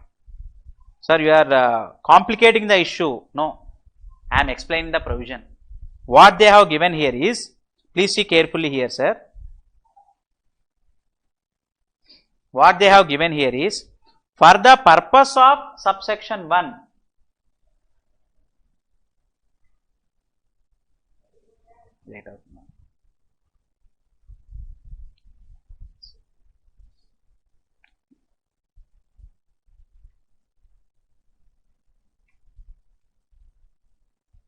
okay. So for the purpose of subsection 1,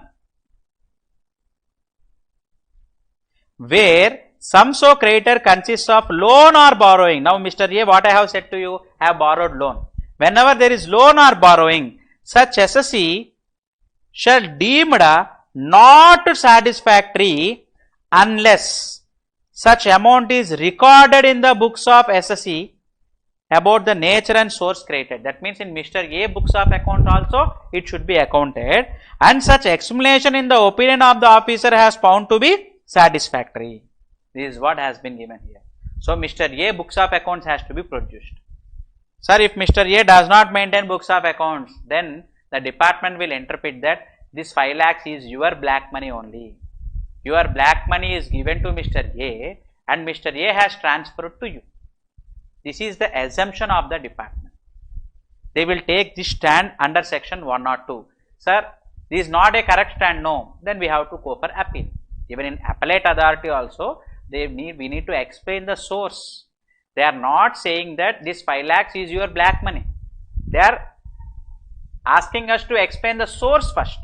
Simply saying Mr. A, I have borrowed from Mr. B, Mr. C is not the correct thing. Whether Mr. A has filed returns or not, no, he has not filed, he is having agricultural income, sir. Then, please produce the passbooks in the name of Mr. A.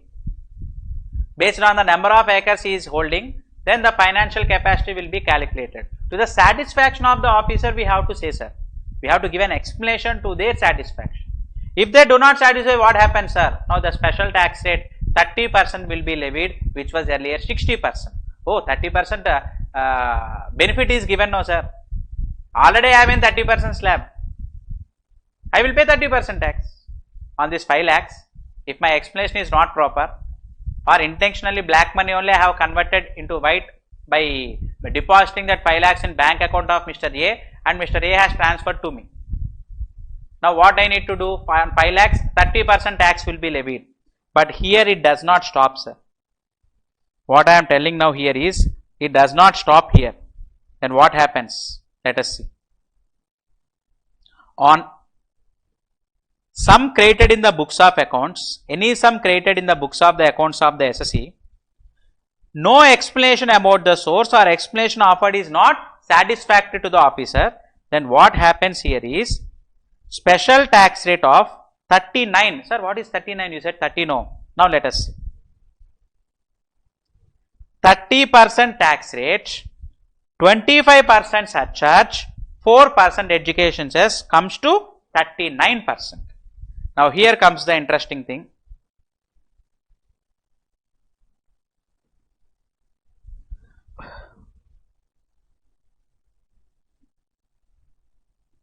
Old in the sense 1961, new in the sense 2025. Sir, very important thing which I am discussing here now. In the old Income Tax Act 1961,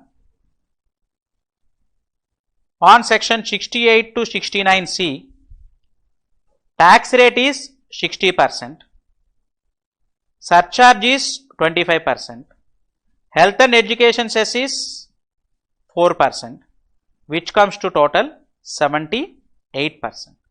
Here 30%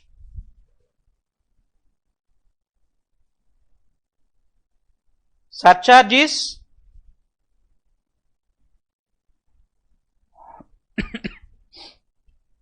25%, health and education says 4%, which comes to 39%. That means 50% there is a benefit, no sir, here. But here under section 271 AAC, 10% penalty will be levied on this 60%.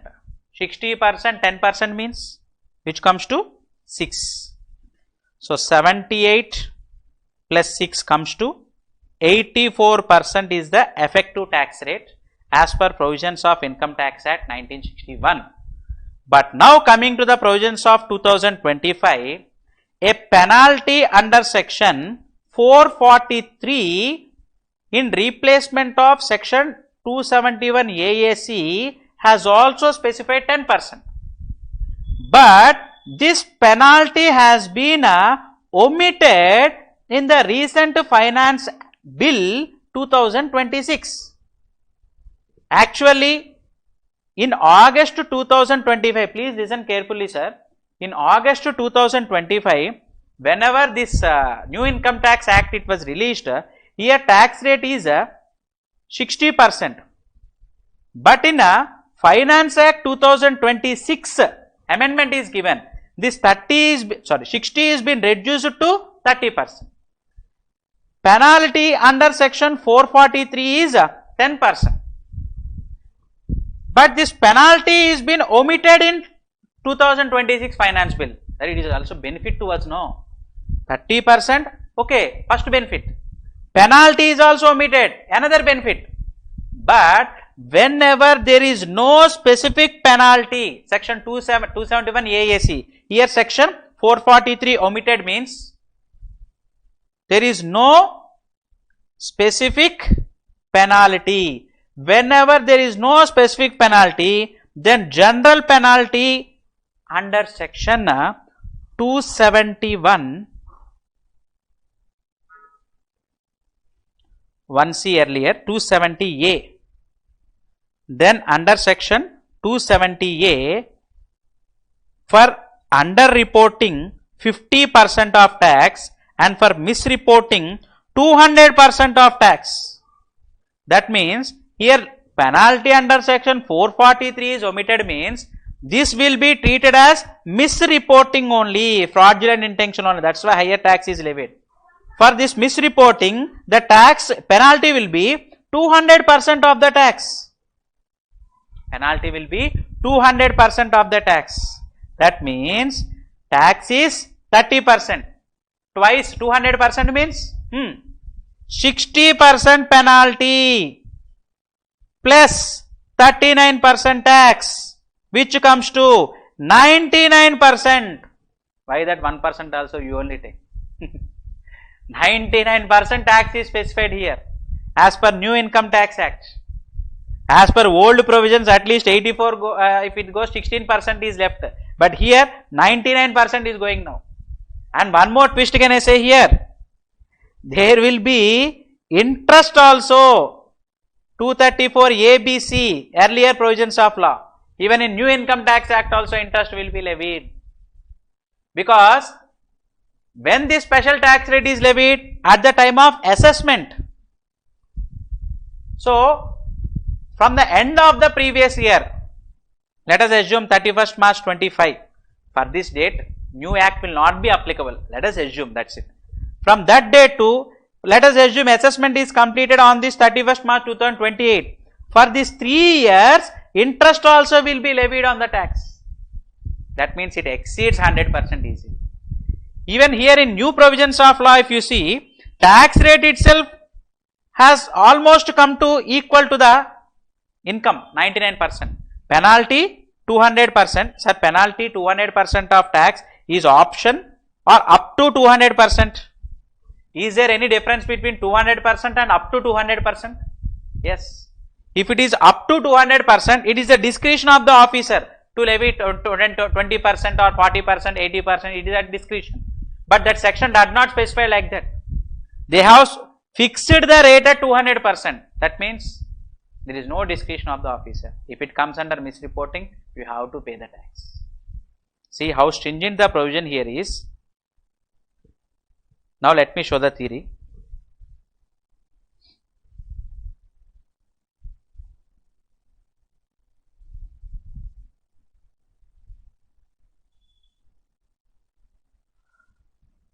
Penalty along with this rate cut. Rate cut means 60 under old act is changed to 30. Along with this rate cut, government has proposed section 443 to omit the standalone 10% penalty under 271 AAC. They have introduced 443, but that is omitted. Instead of income is not voluntarily declared, is now caught by the department, it will be treated as misreporting, on which penalty of 200% will be initiated. Sir, am I clear, sir, here? That means earlier it was 84%, now it will be 99%. Here is the example. I have given for unexplained money, next topic is also same thing. Begin with section 68.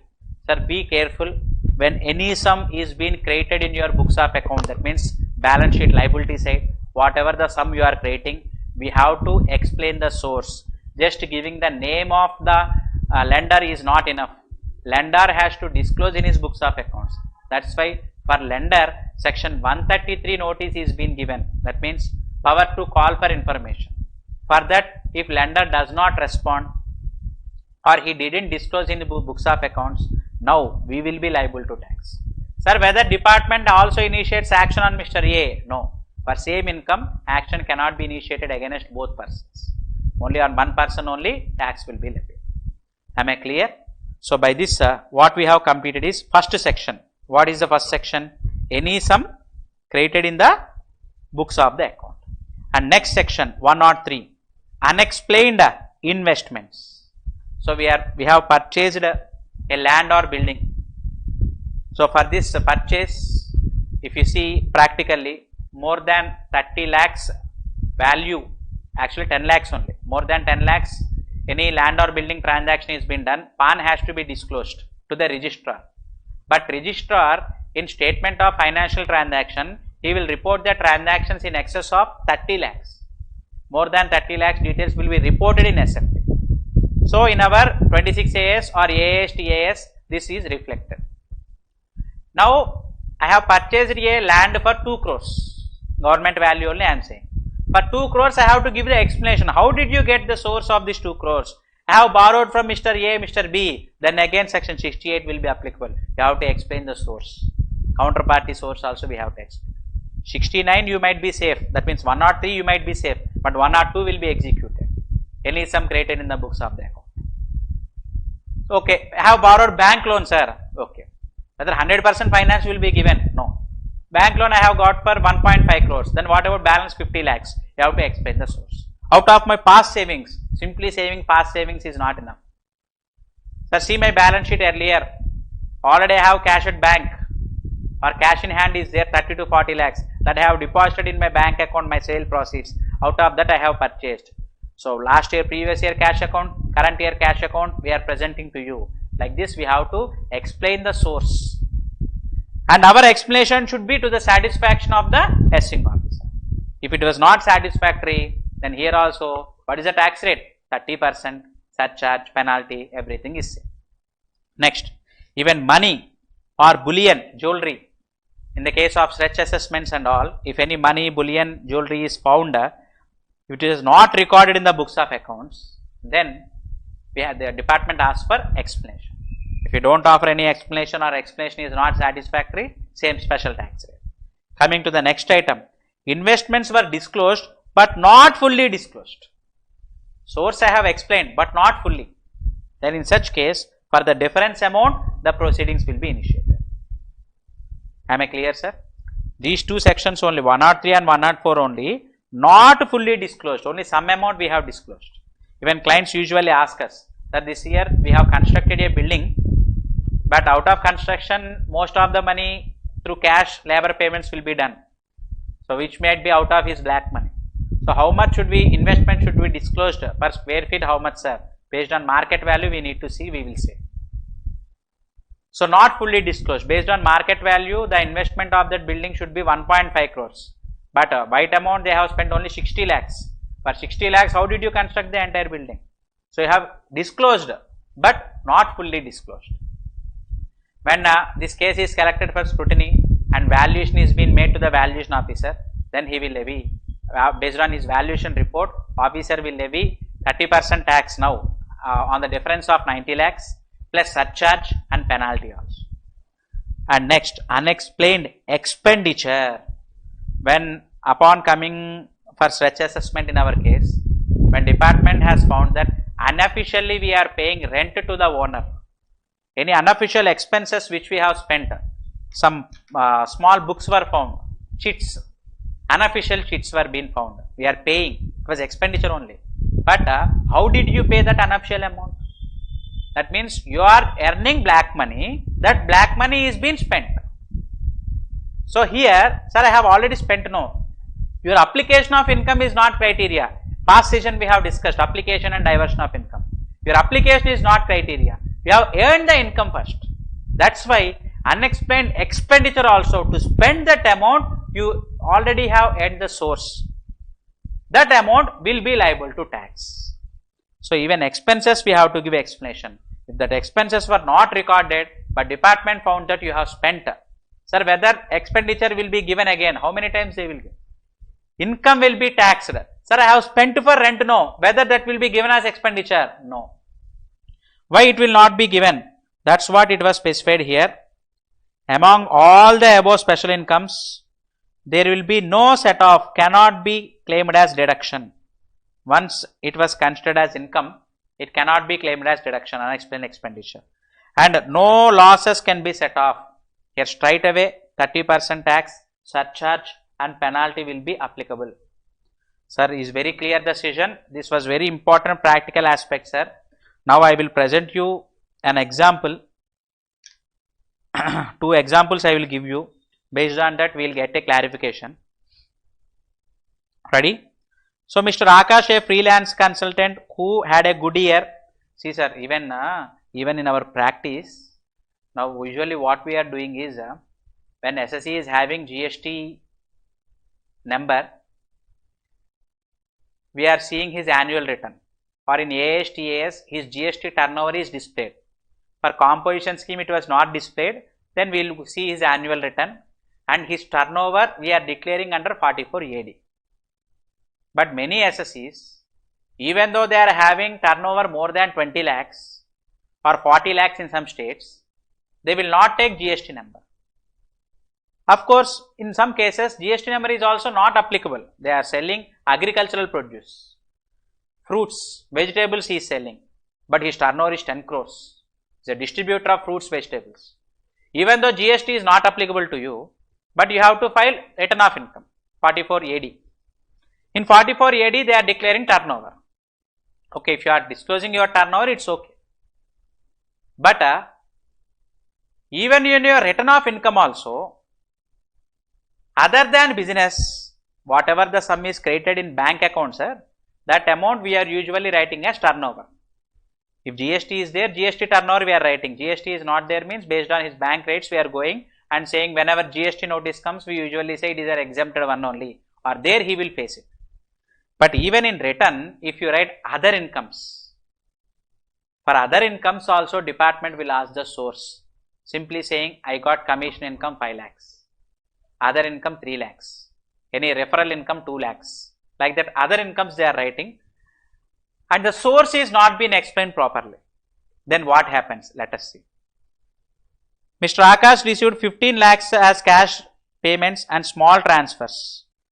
He was not sure how to label them, simply declared 15 lakhs as income under the head other sources in his ITR. So he is a freelancer, he received 15 lakhs and he has offered under the head which head, sir? Other sources he has offered. He thought that I am being honest. Since I have earned 15 lakhs, I have disclosed and paid 30% tax. He is honest. 30% tax he is saying, remaining 10.32 lakhs is in my bank account he is saying. 6 months later, he got income tax notice, scrutiny notice and 142.1 explanations they are asking. 15 lakh source. Akash ignores the notice because there is no invoice or contracts. Simply, he is a freelancer, he has provided services and he has received in his bank account. Number of transactions were received, 5,000, 2,000, 2,000, 3,000, 1,000, different amounts were there. Total is 15 lakhs, for which I can't give the details. No invoices were issued at that time. 15 lakhs, I have offered income, I have already paid the tax. So, why are you bothering me, he is saying. But here if you say, since Akash is giving no explanation, he is simply saying it was created in my bank. I have paid 30% tax, that is not enough. Practically I have faced the issue. Sharma passes an assessment order, he has invoked section 69 unexplained money. There is some in your bank account, you didn't give explanation. So unexplained money he is saying. Sir, I have already paid 30% tax. Yes, then give explanation. Sir, I have voluntarily offered, sir. Okay, let us take a scenario that you have not voluntarily offered. Then what we will do? We will ask the source, no? When you don't explain the source, then what we will do? We will levy the taxes. So just writing in your return of income is not enough. You have to explain the source. If you do not explain, then here in this case 60% tax and 25% surcharge is levied, sir. Practically I have faced the issue. Of course, we have applied for appellate authority, but what the provision of law is saying, that's what is important here. Here, even though he has disclosed, he has already paid 4.68 lakhs, now he is paying again additional tax. Just actually why I am saying this one is because, sir, usually many SSEs, to get the bank loan, they might increase the income, they might increase the turnover. Later when GST notice comes, there I will see, but first increase the turnover, right? 90 lakhs turnover. Sir, in your bank account there is no such turnover, no 90 lakhs. You write it, sir, cash turnover I will say. For the purpose of getting the loans, they might increase their income in the income tax returns. Now, of course, from this year up to 12 lakhs rebate is there. Many people might increase their incomes. Officially, we receive the income and show it's okay. And we don't receive the income simply to raise the book balance. If we do like this, what happens is, if you don't offer the explanation regarding the incomes which we disclosed in our IT return, the special tax rate will be levied. Very stringent provision. So, in the eyes of law, this is very important sentence, sir. Very important sentence. This is what officer has said to me. Disclosure is not same as explanation. Explanation is different, disclosure is different. In your ITR, you disclosed, but I am asking explanation. What explanation you are saying? I have offered other source income, sir. That is not, we are asking an explanation of source. We are not asking you explanation where you disclosed in ITR. That's not we are asking. We are asking explanation of the source. Unexplained money, unexplained cash credits, unexplained bullion, jewelry, whatever may be. You have to give an explanation of the source. If you don't give explanation and it is not satisfactory, rate will jump to 30 to 84 and now it was 99. Am I clear, sir? Next, regarding Hundi loan, let us discuss 69C. Last provision and new section 106. It was 69D earlier, sorry. 69D Hundi. In this, a special point called this negotiable instrument has been added. Sir, borrowing a loan in cash violates the provisions of 269SS. Then penalty equal to the amount of tax will be levied. Same provisions were given in New Income Tax Act also. But here, whenever you are borrowing on a negotiable instrument, it should be by account pay check or cash. If account pay check or through a bank. If you are borrowing in cash, then tax will be levied. Then what will be levied, sir? Tax will be levied under section 195, that is nothing but section 106. Here you see, sir, there are two types of explanations which I have given here. Second one, in business usually do that things they should not do, that one also I will explain. So first one here is Mr. Khanna, a cloth merchant in Surat, needs 5 lakhs to buy stock, but he doesn't want to go to bank. Then what he has said here is a private money lender Lalaji, from him he has borrowed 5 lakhs in cash. Then what happens? In this case, you have executed a promissory note, but you have borrowed in cash. What section 106 is specifying, or earlier section 69D is specifying? Just on a paper note, that nothing but the Hundi, they are specifying here. Just on a paper note, if you borrow in cash, then you will be liable to pay tax, special tax rate under section 195. Earlier 115 BBE, how much? 60%. But now section 195 is 30%. Am I clear, sir? Next. So here 69D and new act section 106 will be triggered. Then what happens in this case? Entire 5 lakhs is now will be treated as a taxable income. So why section 69D is dangerous? What they will simply say, if you borrow in cash is, it is your black money, they will say.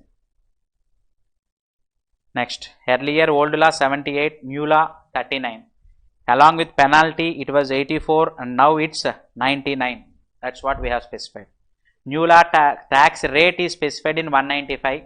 Old law, it was 115 BBE. Next, this trader example also, sir, you go through it once. So this was been practically done. Actually, imagine Mr. Arjun. Let me tell the summary. If you want detail, you can go through the case. Material has been added in the description box of the video. Below the video, there is a description. There Google Drive link is given. So Arjun is a spice dealer in Kerala. He wants to buy 10 lakhs worth saffron from Bilal in Kashmir. So what he has done is carrying cash of 10 lakhs to Kashmir. Sir, all these things department, when they know only this additional tax will be levied. Here he has executed cash notes, sir. Cash hundi is given, but nowhere it was disclosed. When department doesn't find out, no issue. All these issues comes only when department finds out only. So rather than carrying this cash 10 lakhs is not correct. What he have done is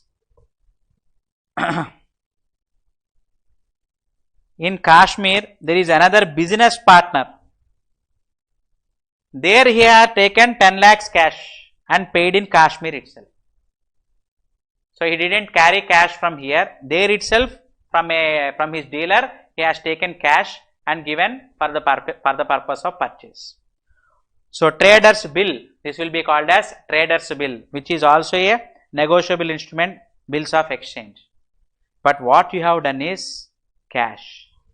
Even though Negotiable Instrument Act is permitting this transaction, Income Tax Act is not permitting. Okay, you do cash, no problem, but you pay 30% tax.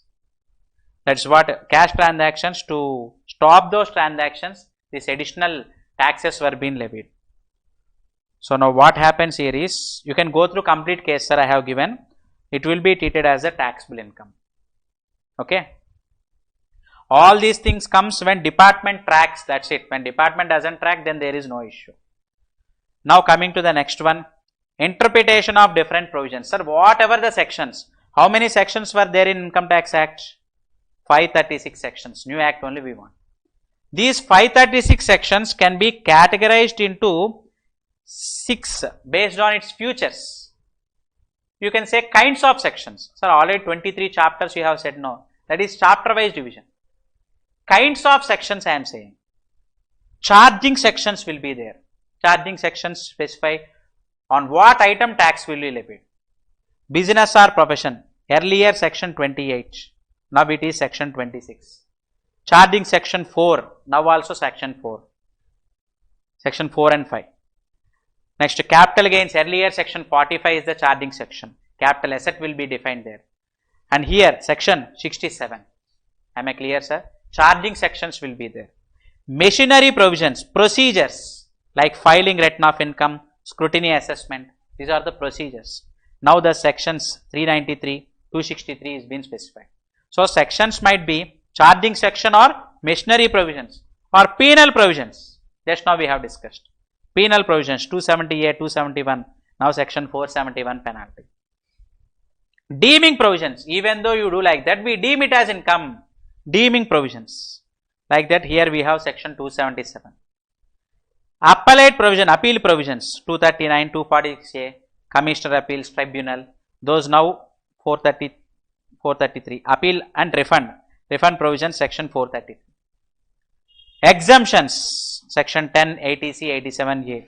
Now chapter 3 exemptions 123 section.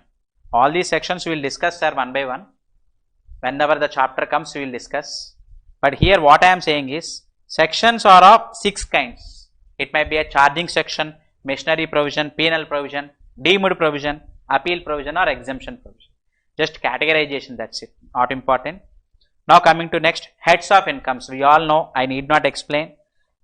When we are a basic student level, that explanation is necessary, but since we are completely in practice, heads are of 5 kinds: salaries, house property, business, capital gains and other sources. The section numbers were given reference here. When each chapter, when we begin, there we will have a complete explanation. Here one special thing I would like to tell here is method of accounting. Only for PGBP, business or income, and other sources, mercantile system has to be followed. What system? Mercantile system. Or every year cash system only. Consistency is important. Every year you follow cash, it's okay. Sir, earlier section 145 has specified the same. Now it was section 276. Every year you follow cash system, we don't bother. But 1 year cash and 1 year mercantile, we don't permit. But what section is specifying here is, if you follow mercantile, every year you follow mercantile system. Okay. But there are some exceptions which we will discuss later. Only on payment basis only expenses will be allowed. Like employer's contribution, earlier 43B section, sir. Before the due date of filing return, if you pay, then due date of our audit report, when you pay, then only expenditure will be allowed. Telecommunication license fee, preliminary expenses, amalgamation demerger expenses, voluntary retirement scheme expenses. For company, it's an expense, no? All these things on payment basis only they can claim deduction, not on accrual basis. So, when specifically in Act itself they provide that on payment basis, then you follow.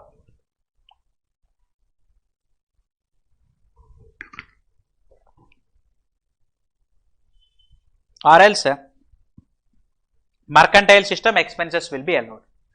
These are exceptions for mercantile system. Only on cash basis only we can claim. All these sections will be discussed in business or profession.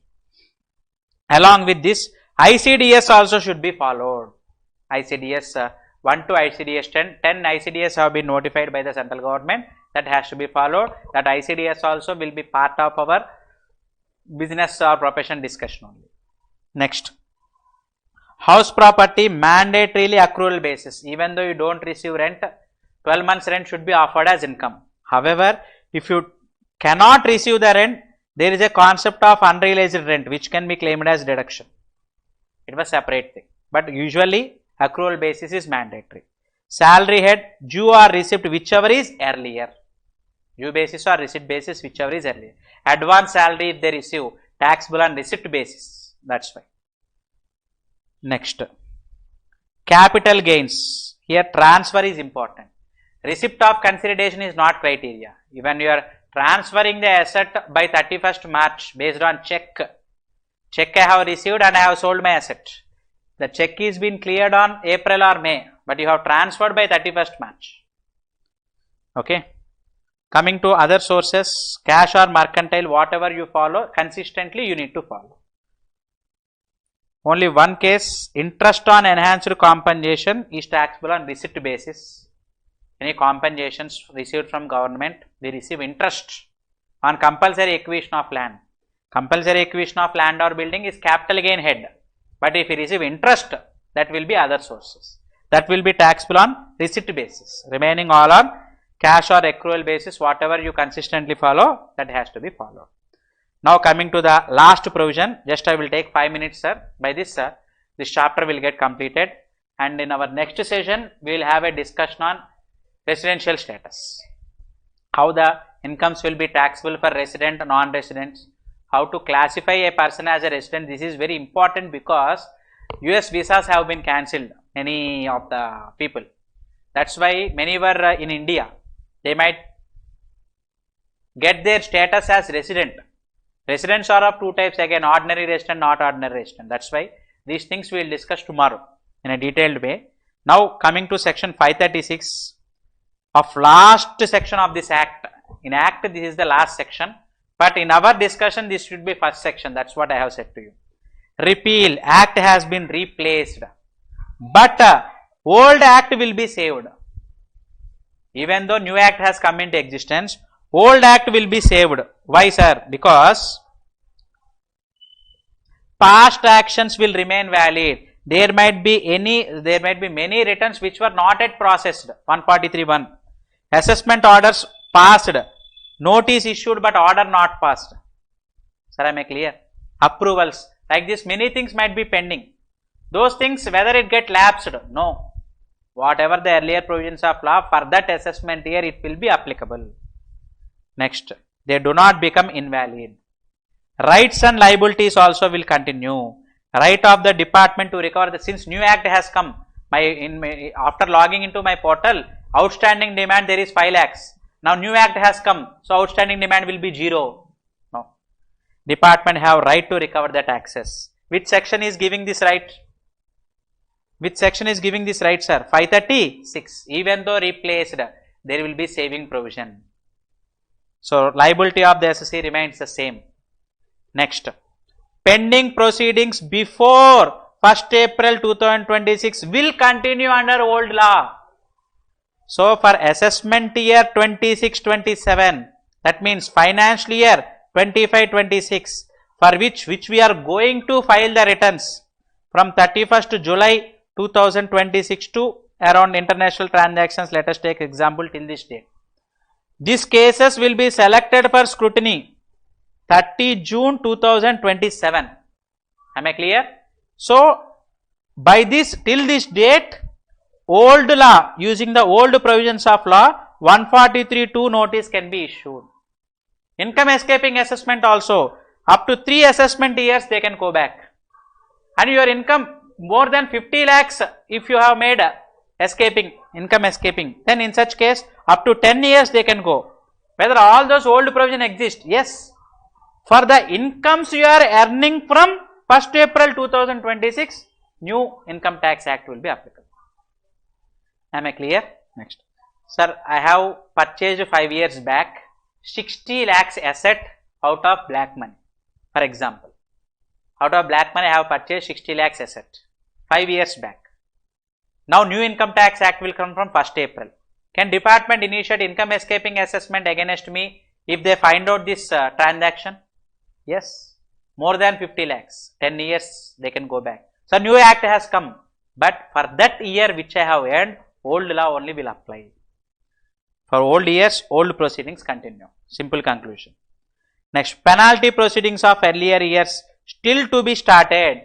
Even though to be started also they can start. For that years, old act only will be there. Old appeals also will get continued. Old declarations, okay, now already we have claimed 12A registrations, 12A exemptions, ATG registrations, all will continue. Again under new act, new license should be obtained, that was not there. Interest on pending old assessments also, when liability is there, tax is due, along with tax, interest also should be paid. Since new act has come, interest should close, like that we should not say. Wrong allowed deductions will be taxed later. Unofficial wrong claims if you made earlier, again they can recover. Old dues can be recovered. Old notifications will continue. Not for new. Old notifications will continue for any clarification provisions also will continue. Even under old act also that will continue. So far it is not inconsistent. Many clarifications were given in circulars. Those clarifications under new Income Tax Act also, are they applicable? Yes. To the extent it is not inconsistent. Time barred applications do not get revived. But if time limit itself ends by 31st March, then they will not get revived under new act. Next, carry forward losses. New Income Tax Act has come now. So carry forward losses, shall it get lapsed? No. It can get continued. Capital losses also carry forward can be made. Amalgamation or demerger, 8 years losses can be carried forwarded from the year of amalgamation. That benefit is also available. Capital gain exemptions also continue. When we deposit in capital gain account scheme, within 3 years we have to construct, or within 2 years we have to purchase an asset. This time limit, even new act has come. Even though you have made investment under old act also, under new act has come, then also you need to make investment within this time limits. If you do not invest, in the year of non-compliance, it will be taxable. Unabsorbed depreciation, in business or profession we will discuss, sir. That means depreciation loss is greater than business loss. Unabsorbed depreciation, out of total loss 10 lakhs, depreciation itself is 6 lakhs. Then we will say 6 lakhs unabsorbed depreciation, 4 lakhs business loss. That 6 lakhs unabsorbed depreciation can be carry forwarded. Old deductions, all these sections, 5 years we can claim deduction. If this is just 3rd year, new act has come, can we claim deduction? Yes, old deductions continue. Bad debts also, when we receive after 1/4/2006, it will be taxable. Okay. Old administration scheme will continue for old assessment. Such cases already initiated will continue under old law. So, reference to tax year before 1st April 2025. If a new act refers to a tax year beginning on 1st April 2025 or earlier, it should be read as corresponding previous year of old act. That means whenever in this new income tax act, tax year we say it will be 1/4/2026 onwards. But if it was referred that previous tax year, in such cases we have to assume it as old act will be applicable. All the general clauses act, these are the general things which should continue. That is nothing but repeal and savings. Old act has been replaced, but some provisions of old law will be saved even new income tax had been introduced. New income tax act has been introduced. So, by this what we have concluded here is a legal framework, part 1 yesterday's session, part 2 today's session. So, very important aspects were being discussed. So, tomorrow we will have a discussion on residential status, but now let me clarify the doubts first. Tomorrow I will clarify the provisions of residential status. Tomorrow we will discuss, and one suggestion which I am giving to you here is those who are not listened the sessions till now, tomorrow directly can they listen residential status, means my preference is please see the old sessions first, because all my sessions I will give reference to the old sessions. Now again and again capital gain tax rates I don't explain, since I have already discussed in this part 2. That's why. So whoever want to listen, sir, my suggestion is to first listen the old videos. That means part 1 and part 2 should be listened first, and then come for further provisions. Okay. So this is what the session which is been continued now. So now some doubts were being raised here. Let me explain. Sir, please share the PPT. PPT I have already given Google Drive link below this video. Please see here, sir. Here is the description box. More. Here are the Google Drive links. Okay. Next. Sir, did they define the term manufacture? No. We can go for General Clauses Act. Any 6 items have been excluded specifically. Remaining all things we can consider as manufacture. Sir, if we have already opted 25% in last year, what about this year? Sir, once you are opting special tax rates, I think they are asking for companies, I think so. So, companies are 25%, that means your previous year turnover below does not exceed 400 crores. Then what about current year, means you have to check previous year turnover again. That before previous year, if it does not exceed 400 crores, you can come for 25%. Sir, under which section 200% has been limited? We will discuss, sir, penalty provision section 471 onwards we will discuss. Next. So, once again happy Ugadi. So, today is Telugu festival, Ugadi festival. So, I wish all of you, all the viewers, so wish you happy Ugadi.